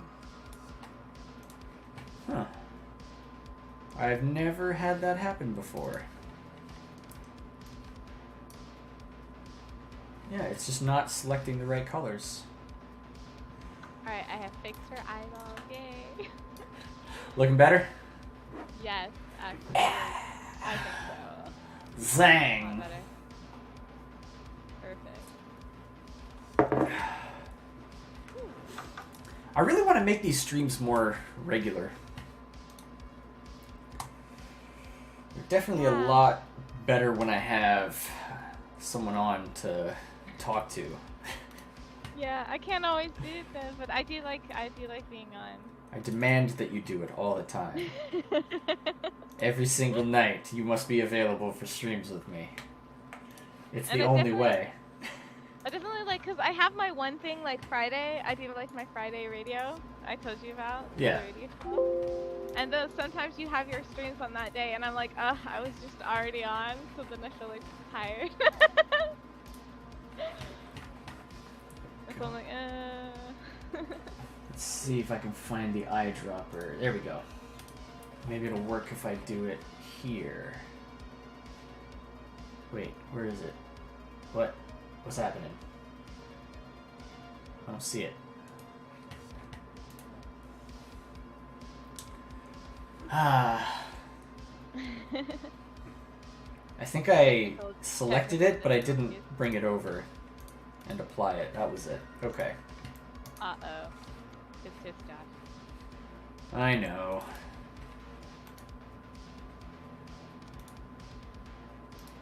Yeah, this is super weird. It's not selecting the right colors.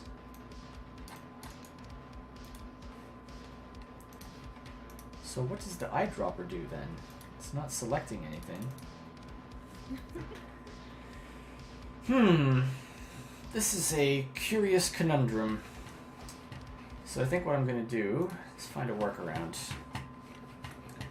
So maybe if I select my pen, can I get some sort of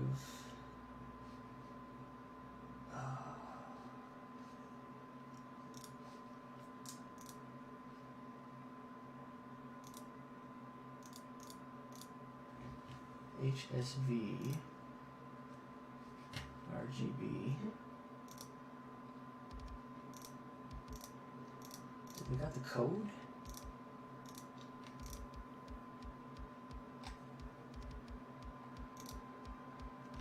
Alright, let me see if this works.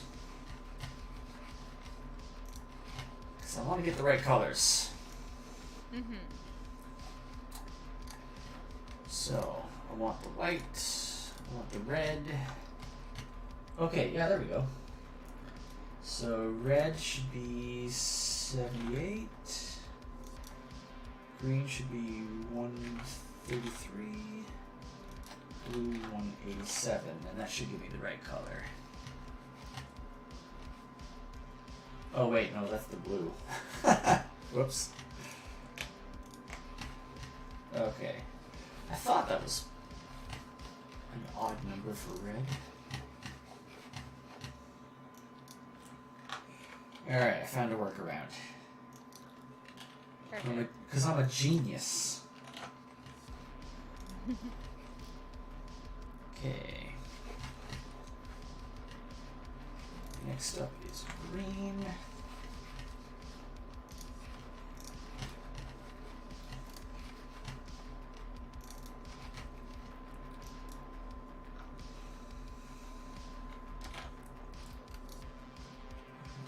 $169 and 22. Ba-bam.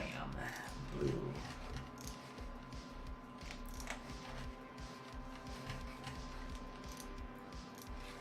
One nice thing about these like super simple Mickey style characters, very small color palettes. You don't got like mountains of colors to deal with.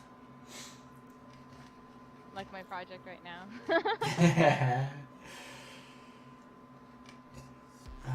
Let's see, 78. Then we got 133, 187. Ba-bam! I think all I got left is the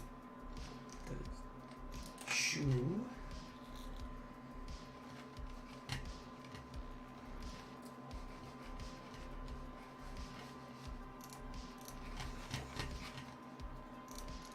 So I'll delete that. I'll add a new one.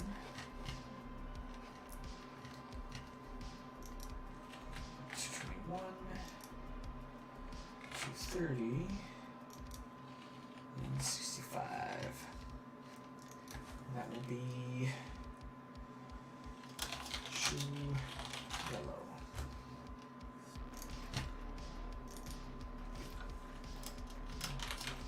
Luther.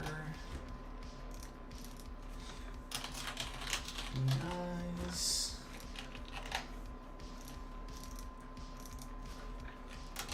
Shoe red. Now we want to have a couple different whites. So we want, let's see, eye highlights, and then we want gloves.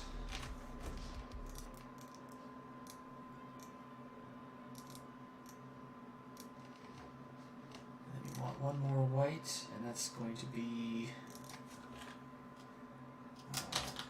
oh, actually no, two more whites. Socks.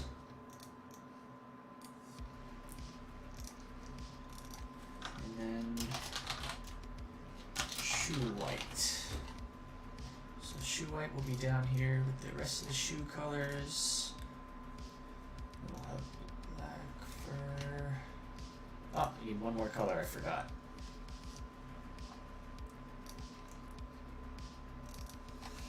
And then white fur.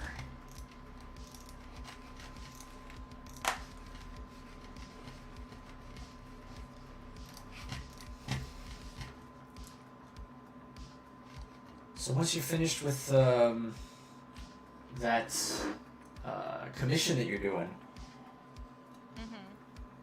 you getting working on your comic? Well, did you want that one Pineapple Pizza Man cover? I do, but it can wait. Okay, then yeah, I'll be doing my comic then. There's no rush on that one. Plus, I should probably, like, slow down on my commissions for a little while. Until, like, maybe after the wedding.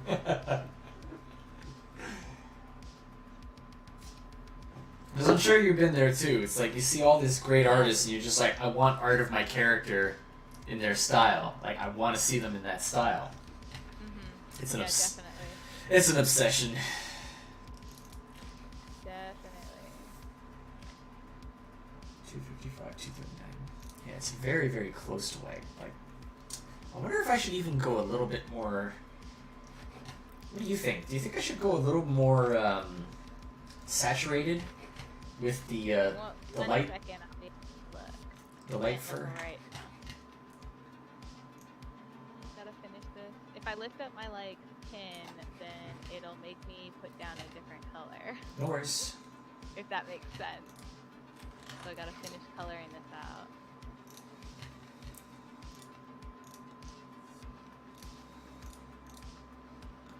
does make sense though, but I know I don't know. That's how I color. Okay, there we go. All right, let's look. I'm wondering if I should make this like more saturated, because it's like very, very close to white. Like it's an off-white, but it's like very, very like really, really close to just being white on the cowl. Yeah.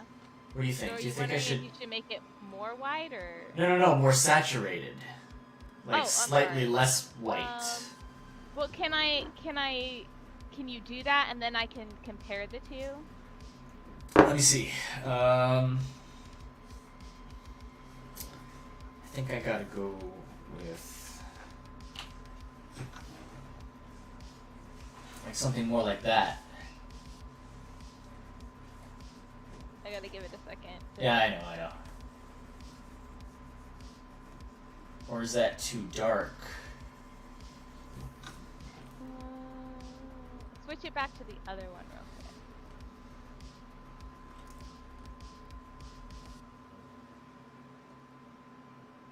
I definitely feel like that's too dark.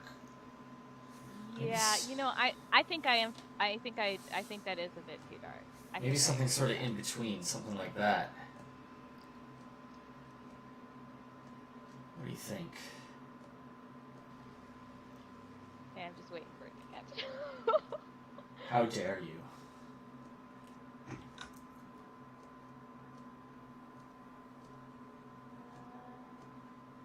Okay, I think the in between. The in between, you think? Alright. Yeah. I'm gonna test it with that. I can always just switch it over. Mhm. I can always switch it later on. But, yeah, let's, I'm gonna duplicate the light fur. And I'll call this slightly less light fur. Perfect. For lack of a better phrase. Let's see, 237, 224. Okay. So let's check that out. I mean, I'm gonna rig it with that, and hopefully that is the right call. And then I won't have to change anything after the fact. So, starting off with a circle. And a more different S. Going way back in internet history there. Did you used to watch the Strong Bad emails? Back in the day, the old-timey history. What do you mean, like? The old-timey internet, where you had to go to people's specific websites to watch videos instead of YouTube. Oh, that was like a really long time ago. HomestarRunner.com. Oh, really? I was like a little. Yeah, like I was probably I'm did YouTube old. come out. Let me see.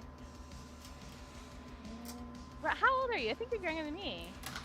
I am 36? 36. Oh my god! I thought you were younger than me. I don't know. Okay, so Why, how old are you? I I thought you were like in your mid-30s.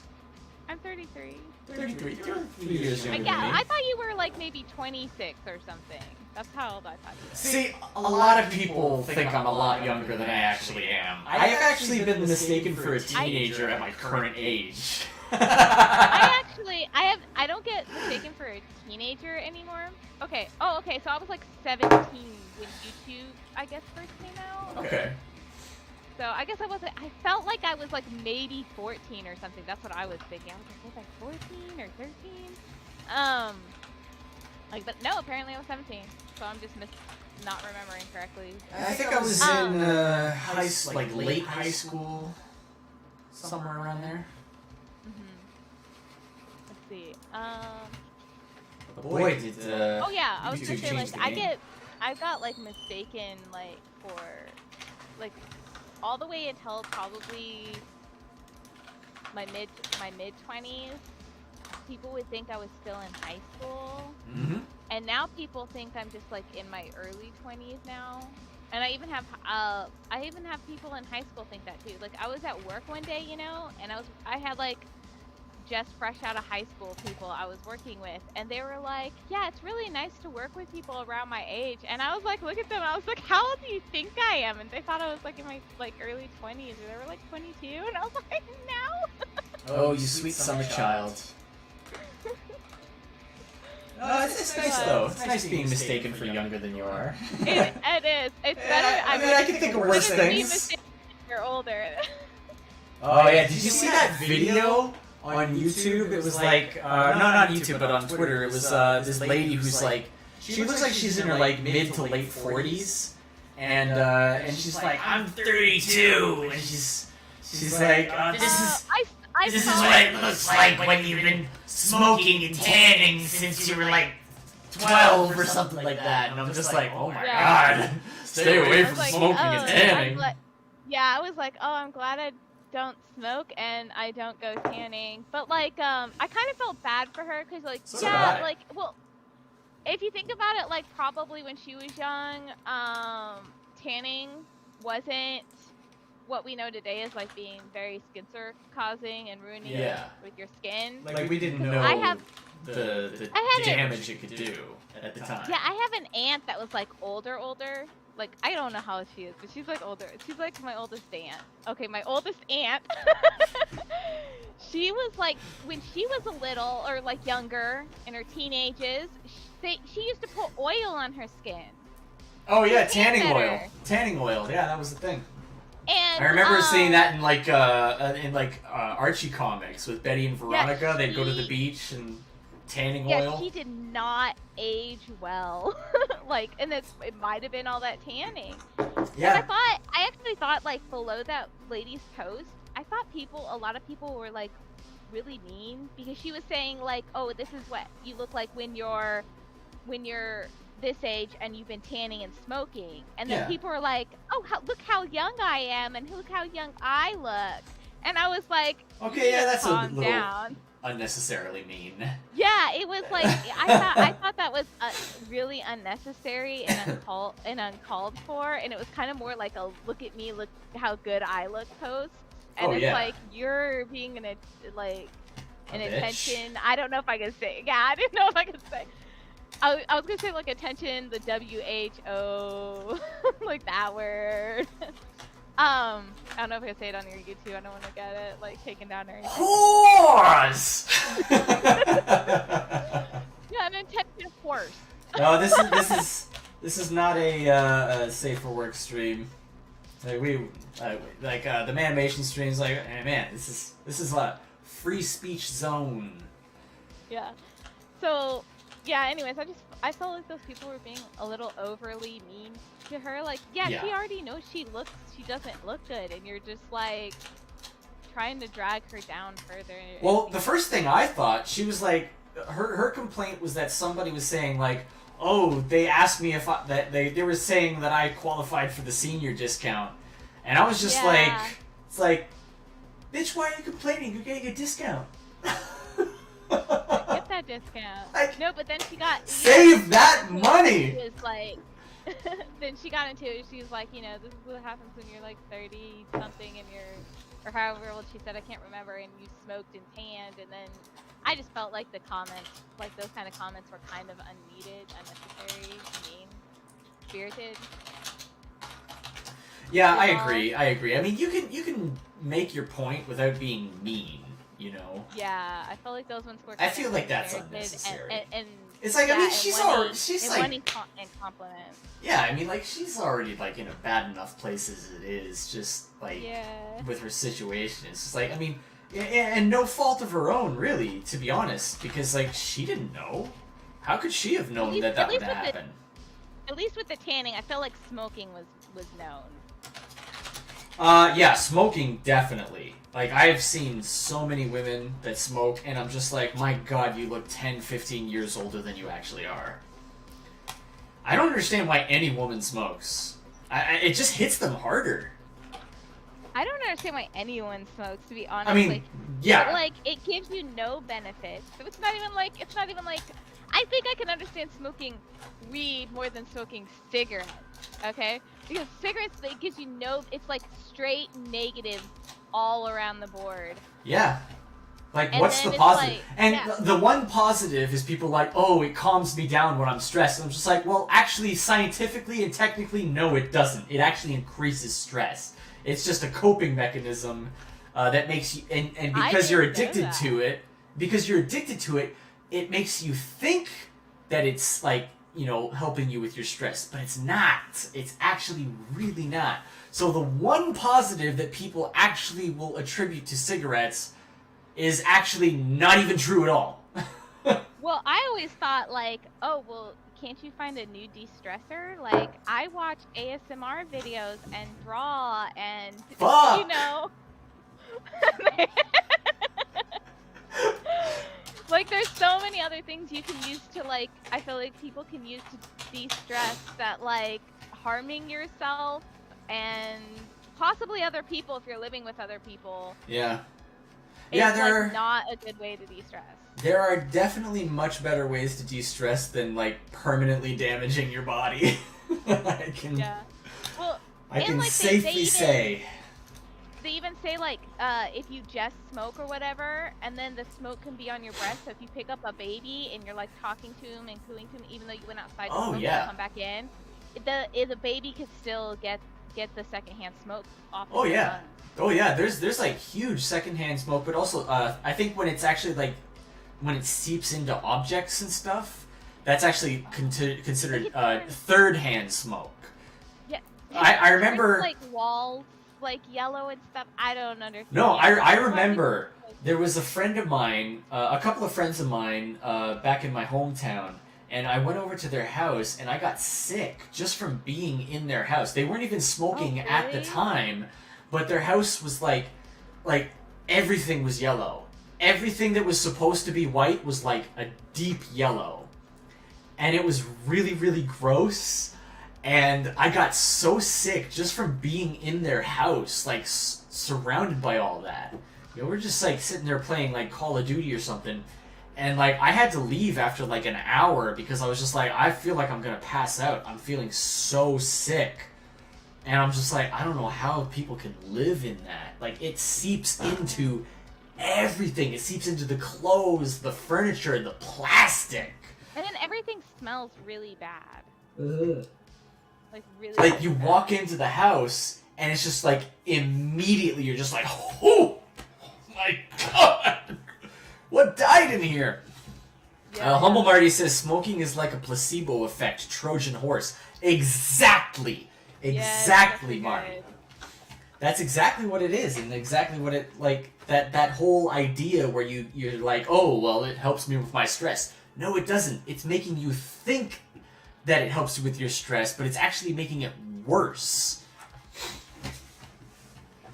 But yeah. It just seems with so many negatives. I don't understand. Because I feel like other vices, like, can have positives.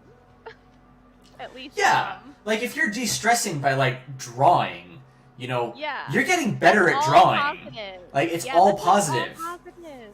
You're being productive. Like, people need to find, I always say this, everyone should have a hobby, and not just one hobby. You never want to have one hobby. Have at least 2 hobbies. Oh, yeah. And this is the reason why. If you just have one hobby, I notice that people get really insanely obsessed with the hobby, and then they make it their personality. And if somebody says anything against it or like critiques it or something like that, then they take that as such a personal insult. You know, and you don't want to do that. So like you don't want to get too obsessed with like your one hobby. So you should have at least 2 hobbies and not make them your main personality or something. Yeah, absolutely. Like I like to draw. I like to play video games. I like to animate. I like to paint Warhammer miniatures. I like to cook. There's so many things that I like to do. I like to exercise. I like to, you know, go for walks. I like to read and draw comic books. You know, it's and that's just a manga that I've been reading recently. World's End Harem. It's an interesting idea. It's kind of like sort of like a manga version of Y the Last Man, where it's Yeah, it's cool. It's a lot of fan service. If you like anime titties, this is the book for you. So lots of fan service, but it's like basically there's been this virus that's been released, ravaged the entire world, basically killed like 99% of men. There's like 3 or 4 men left, like total. And they're only alive because they had some sort of like medical condition that basically protected them from the virus. And so, you know, they came out of hypersleep or something like that. Like they got put on ice for a little while until they could find a cure for whatever disease they had. And then it turned out that that disease, them having that disease, was the only thing that protected them from the man-killer virus. And then, so, one of the guys that had that disease, now they're in the future, they've cured it, but they're still dealing with the man-killer disease and trying to figure out how to bring men back, you know, to the world. And so since he's a scientist, like, he's actually, like, decided to, you know, dedicate his life to, you know, uncovering the origins of the virus. And it turns like he's been able to figure out like, oh, it's a man-made virus, like somebody created this on purpose. Real world parallels much? But it's good. It's got this fan service, but it's also got a solid story holding it together, so I always like that stuff. Yes. I mean, if you're gonna do fan service, you better have a good story. That's my opinion. That's always been my opinion. I've never really liked fan service stuff unless it has a good story. It's just boring to me. It's like, oh, a bunch of anime titties. Yeah, I could see that anywhere. I draw that, so. I could draw that! If I wanted to, I could draw that, and I have. Although not very much. I don't draw a lot of cheesecake, but I probably should. I probably should. Need practice on getting those choice titties. Yes, I like to draw women because I like to draw the boobs a lot. It's fun. They're hard. You think the boobs are hard? I think boobs are hard to draw, man. I think they are. I don't think they're hard to. I love drawing them. Hey, man. Like, if you think they're easy, that's great. Sure, rub it in my face all you want. No, I'm not jealous. I don't know if I'd say like. I don't know if I'd say like super easy or anything like that, but I would say like, you know, because you know sometimes you got to get that curve right. But, yeah. Like, I don't know. I just find it really fun. I definitely find it fun, just difficult. I don't find them overly like. I find like hands and feet like difficult. I'm like. Ugh. Oh yeah, definitely hands and feet are much harder than boobs, but I still think boobs are pretty up there. I like to draw eyes a lot too. I love drawing eyes. I love drawing the face. Like just these expressions in general. They're just so much fun for me. Oh, I could tell you have so much fun with expressions. I could just draw like an entire comic book of just expressions. My least favorite thing to draw is like technical things. Like buildings. Oh, I hate drawing buildings. I don't draw buildings very often, so I'm not sure if like I really hate them or if I'm just kind of like, eh. You know what I mean? I feel like I would like them better if I was just better at drawing them. But like, I don't know, man. Like they're just so tedious and not as fun as like the characters. Characters are just so much more fun to draw. Alright, let's see here. Bam. I'm doing a lot of copying and pasting of stuff. This is a lot of stuff that can be copied and pasted. Making things super fast. Let's see.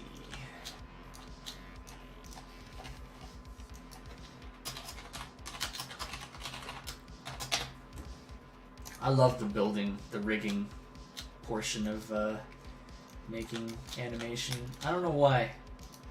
It's like a, it's kind of like a puzzle.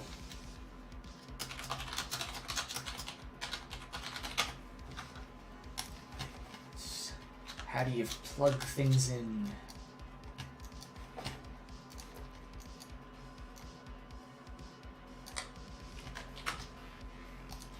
Oh look, he's got a rewind symbol on his face now. Okay, so there's the back eye.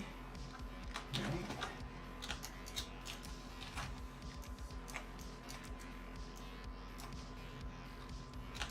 Back eye. Oh, that's the back eye highlight. That's supposed to be back eye master.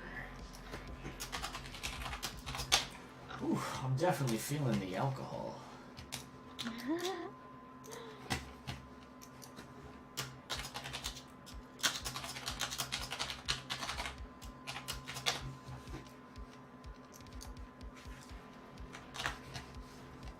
Oh, yeah.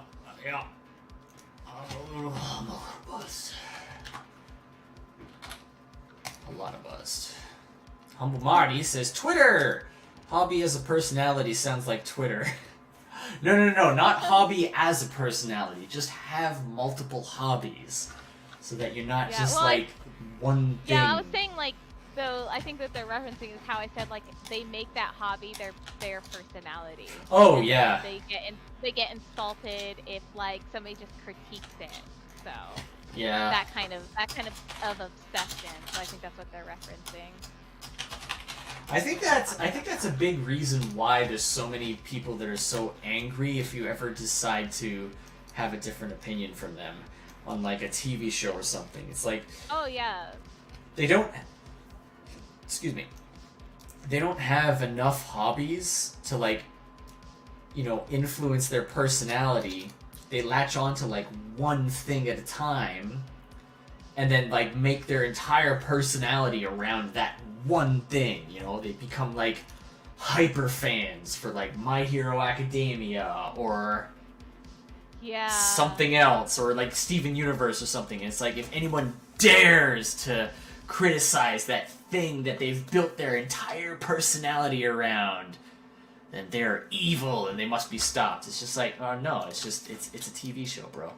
Like, settle down. Calm down. Like, I have very strong opinions about various media, you know, but like, at the end of the day, I'm gonna go home and I'm gonna be like, whatever, it's just a movie.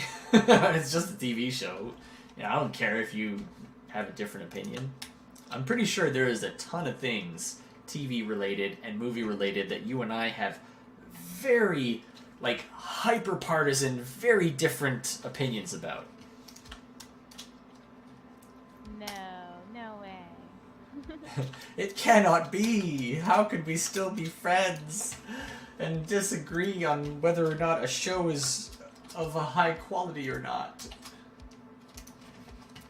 What's We would know that the person though, like, that is most right about that is probably me though. Now listen here, youngin. I think I've got a little more experience, okay, when it comes to entertainment. You know, I've worked in film, okay? I worked in television. I do animation, okay? Like, oh my god, really? Like, you think you can out, like, media me, okay? Alright, I'm being silly.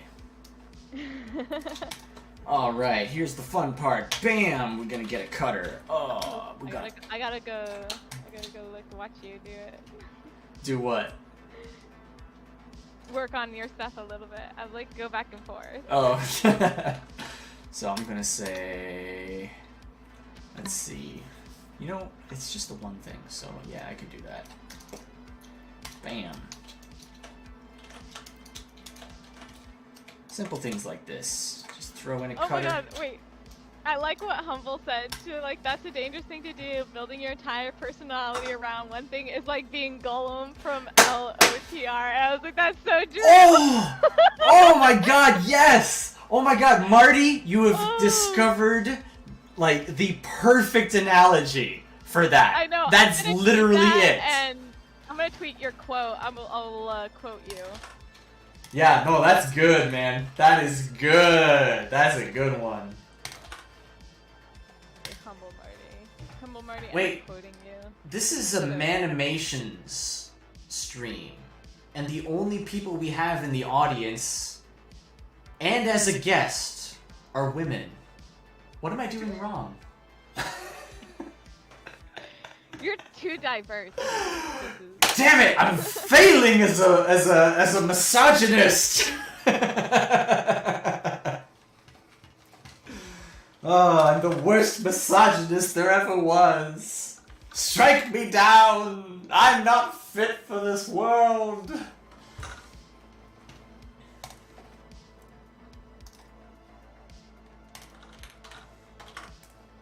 Okay, I have now tweeted your quote. I have credited you. Brilliant. That's so good. Like, I'm like legitimately upset that I did not think of that first. I don't know if I can link it. Okay, yeah. Okay, I think that the Twitter link, so that you can go Humble Marty to the Twitter link I just posted. Fantastic. And see your quote.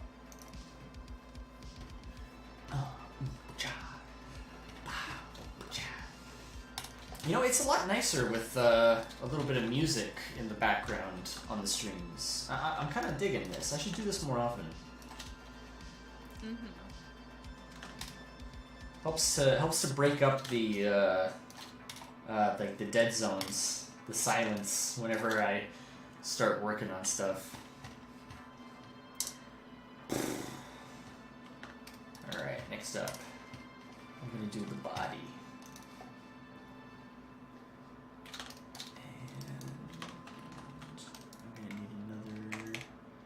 Composite, another drawing, and it's going to be the body. Bam.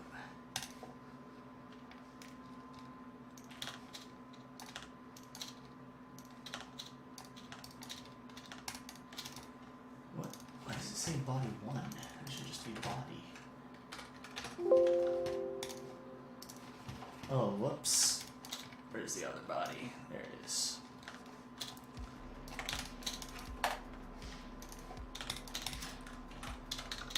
Do that sometimes.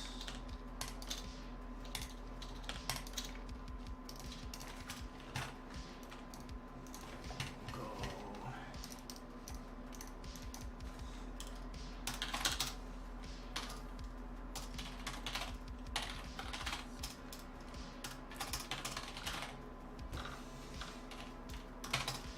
There's our master peg for Mr. Needle Mouse. Plugged into the baddie. Bam.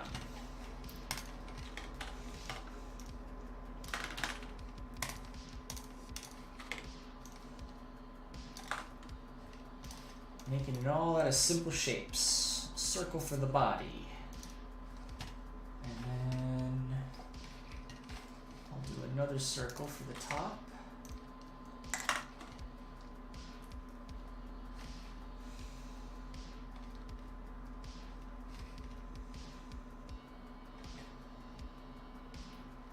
Let's see, I'll just disconnect both of those circles.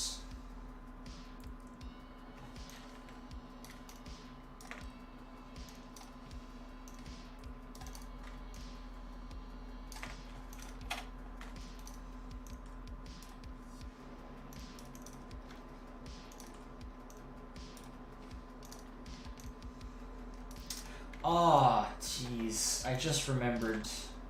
I was just thinking about music, and I just remembered I gotta send some notes to ZVT Music about the Pineapple Pizza Man theme song.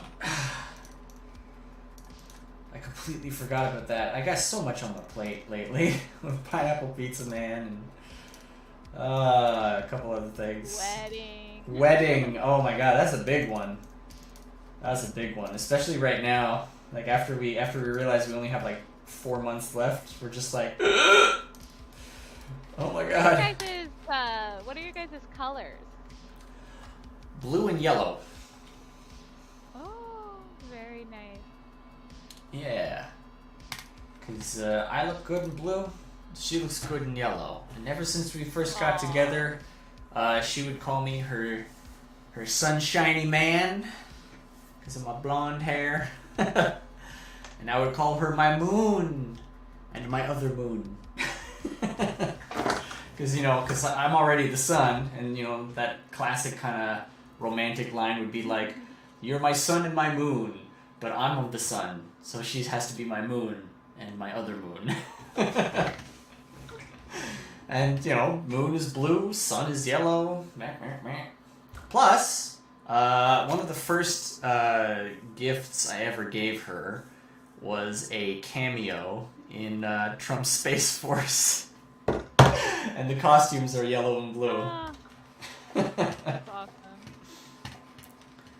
But it was that was our first official appearance together in a comic book. And I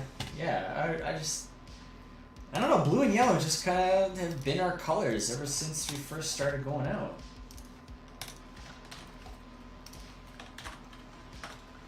I think it's adorable you guys have your own colors. I think that's so cute.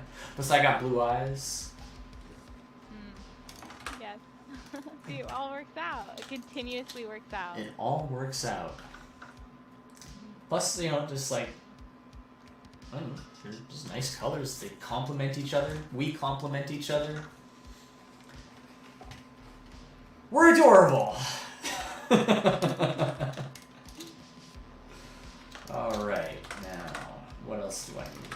I need a lot. I mean, I don't think I'm going to be able to finish this tonight. I'm just, like, a little too drunk to properly focus. I skipped over that, like, solid, that drunk where you're just like, I'm buzzed, but, like, I'm, like, energetic and good to go. Now I'm getting to, like, the sleepy stage.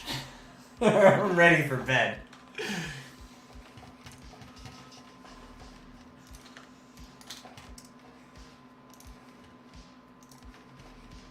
Let's get some black. Actually, you know what? I'm gonna get that down to 10.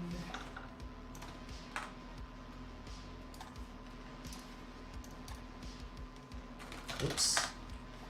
I forgot. I gotta make a new layer. And I'm gonna call this the tummy. Because it's Sanic's tummy.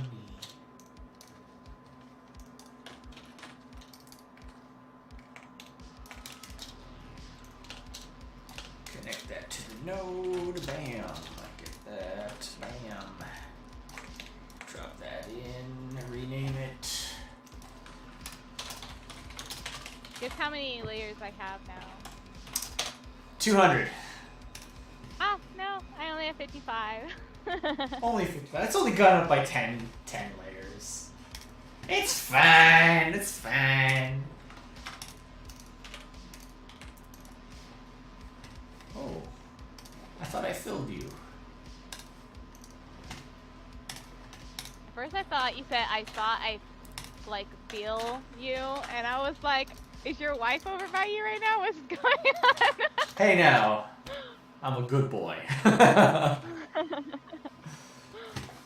When all the ladies say, "Oh, where are all the good men at?" I'm right here. And she's already taken me. Too bad for you, every other woman in the world. I got locked down. I think I felt like that. I was like, because I met my boyfriend in high school. We've been dating since high school. Yeah. So I was like, this one's good. This one's mine. And I've kept him. It do be like that though. And it's just like, you know what? That's a good one. I think I'll keep it.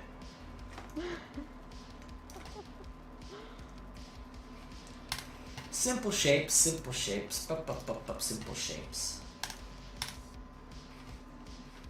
What?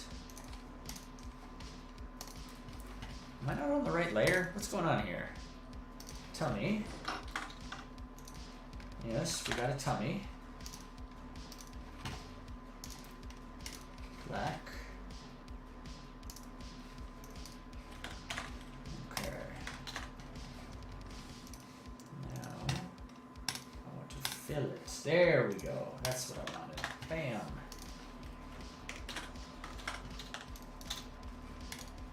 Now go back into the node layer. And another cutter. And then the tummy gets cut by the auto patch from the body. Ba-boom. Ba-boom. Look at that. So simple. No skill involved at all.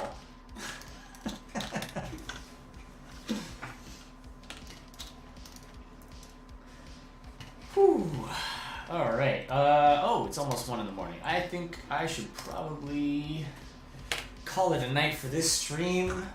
We got all our special poses for Sanic done. We're ready to go. We're on to the rigging stage. It's motoring along. This is going to be fun. I can't wait until I get to the animation stage because that's going to be the best part. That's going to be so much fun. But yeah, so far we've got like... that's what we got. That looks like... What was that character?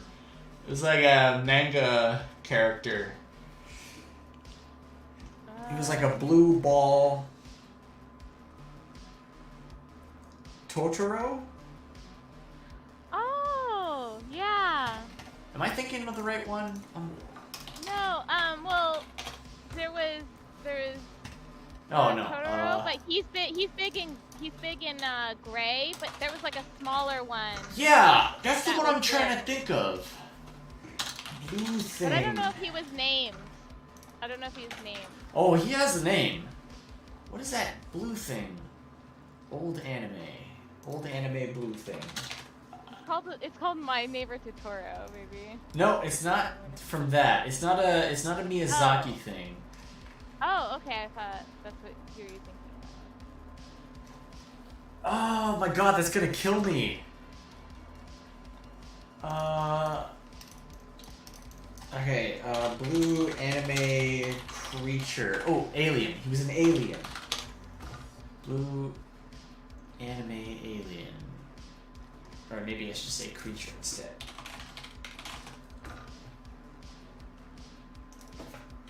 Classic? Oh man, that's driving me nuts. I should know this. I bet you Mark Pellegrini would know this off the top of his head like that. Like he would know instantaneously. He is like an encyclopedia of cartoon knowledge. Shout out to Mark Pellegrini, writer for Common America and Black Hops. Teamed up with the incredible Tim Lim, making some of the best comics that there is. I firmly believe that, because I totally enjoy them. Totoro-like creature. No, that's just giving me Totoro. Man. Old anime characters?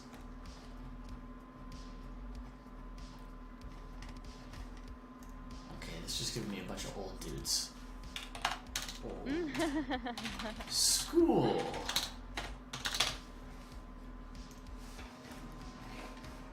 What else do we got here? Okay. Astro Boy, kind of in the same vein.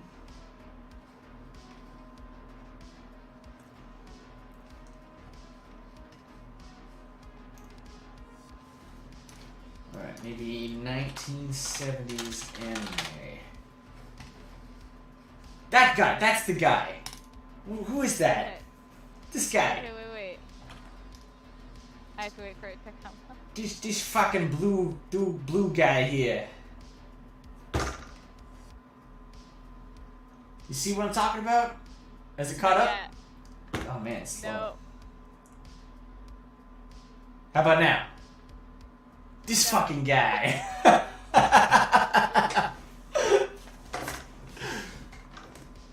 No, you still haven't searched. You still haven't searched the right one. No, this Right guy. here. No, oh, yeah! I see it. What's his name? I don't know.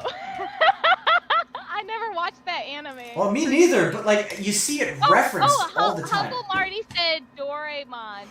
Doraemon. Doraemon! Ah, yes! Finally! I got it. We got it. You got it, Marty. You got it. Marty is the MVP of the chat. Doraemon. That's what it reminded me of. This right here. It reminded me of Doraemon. Ah, goodness gracious. Goodness gracious.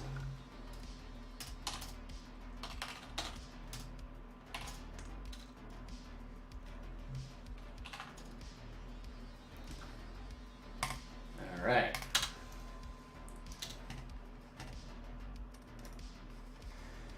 Okie dokie. I think I'm gonna call it a night at that. Made some good headway. Had a good chat. It was fun. Thanks for dropping in Unvarnished. Narwhal. Strawberry Narwhal. She goes by many names. A lot of fun. It is fun. Oh, man. Okay, well, thank you very much to anybody who stopped by in the chat. Special shout out to Humble Marty, our good buddy, and awesome supporter. Always love seeing you in the chat there, 100%. And have a good night, everybody. This is Josh the Amazing Animator signing off. You can find me on Twitter at @JoshAnimate, and a bunch of other places and stuff. And you can also find Unvarnished on Twitter.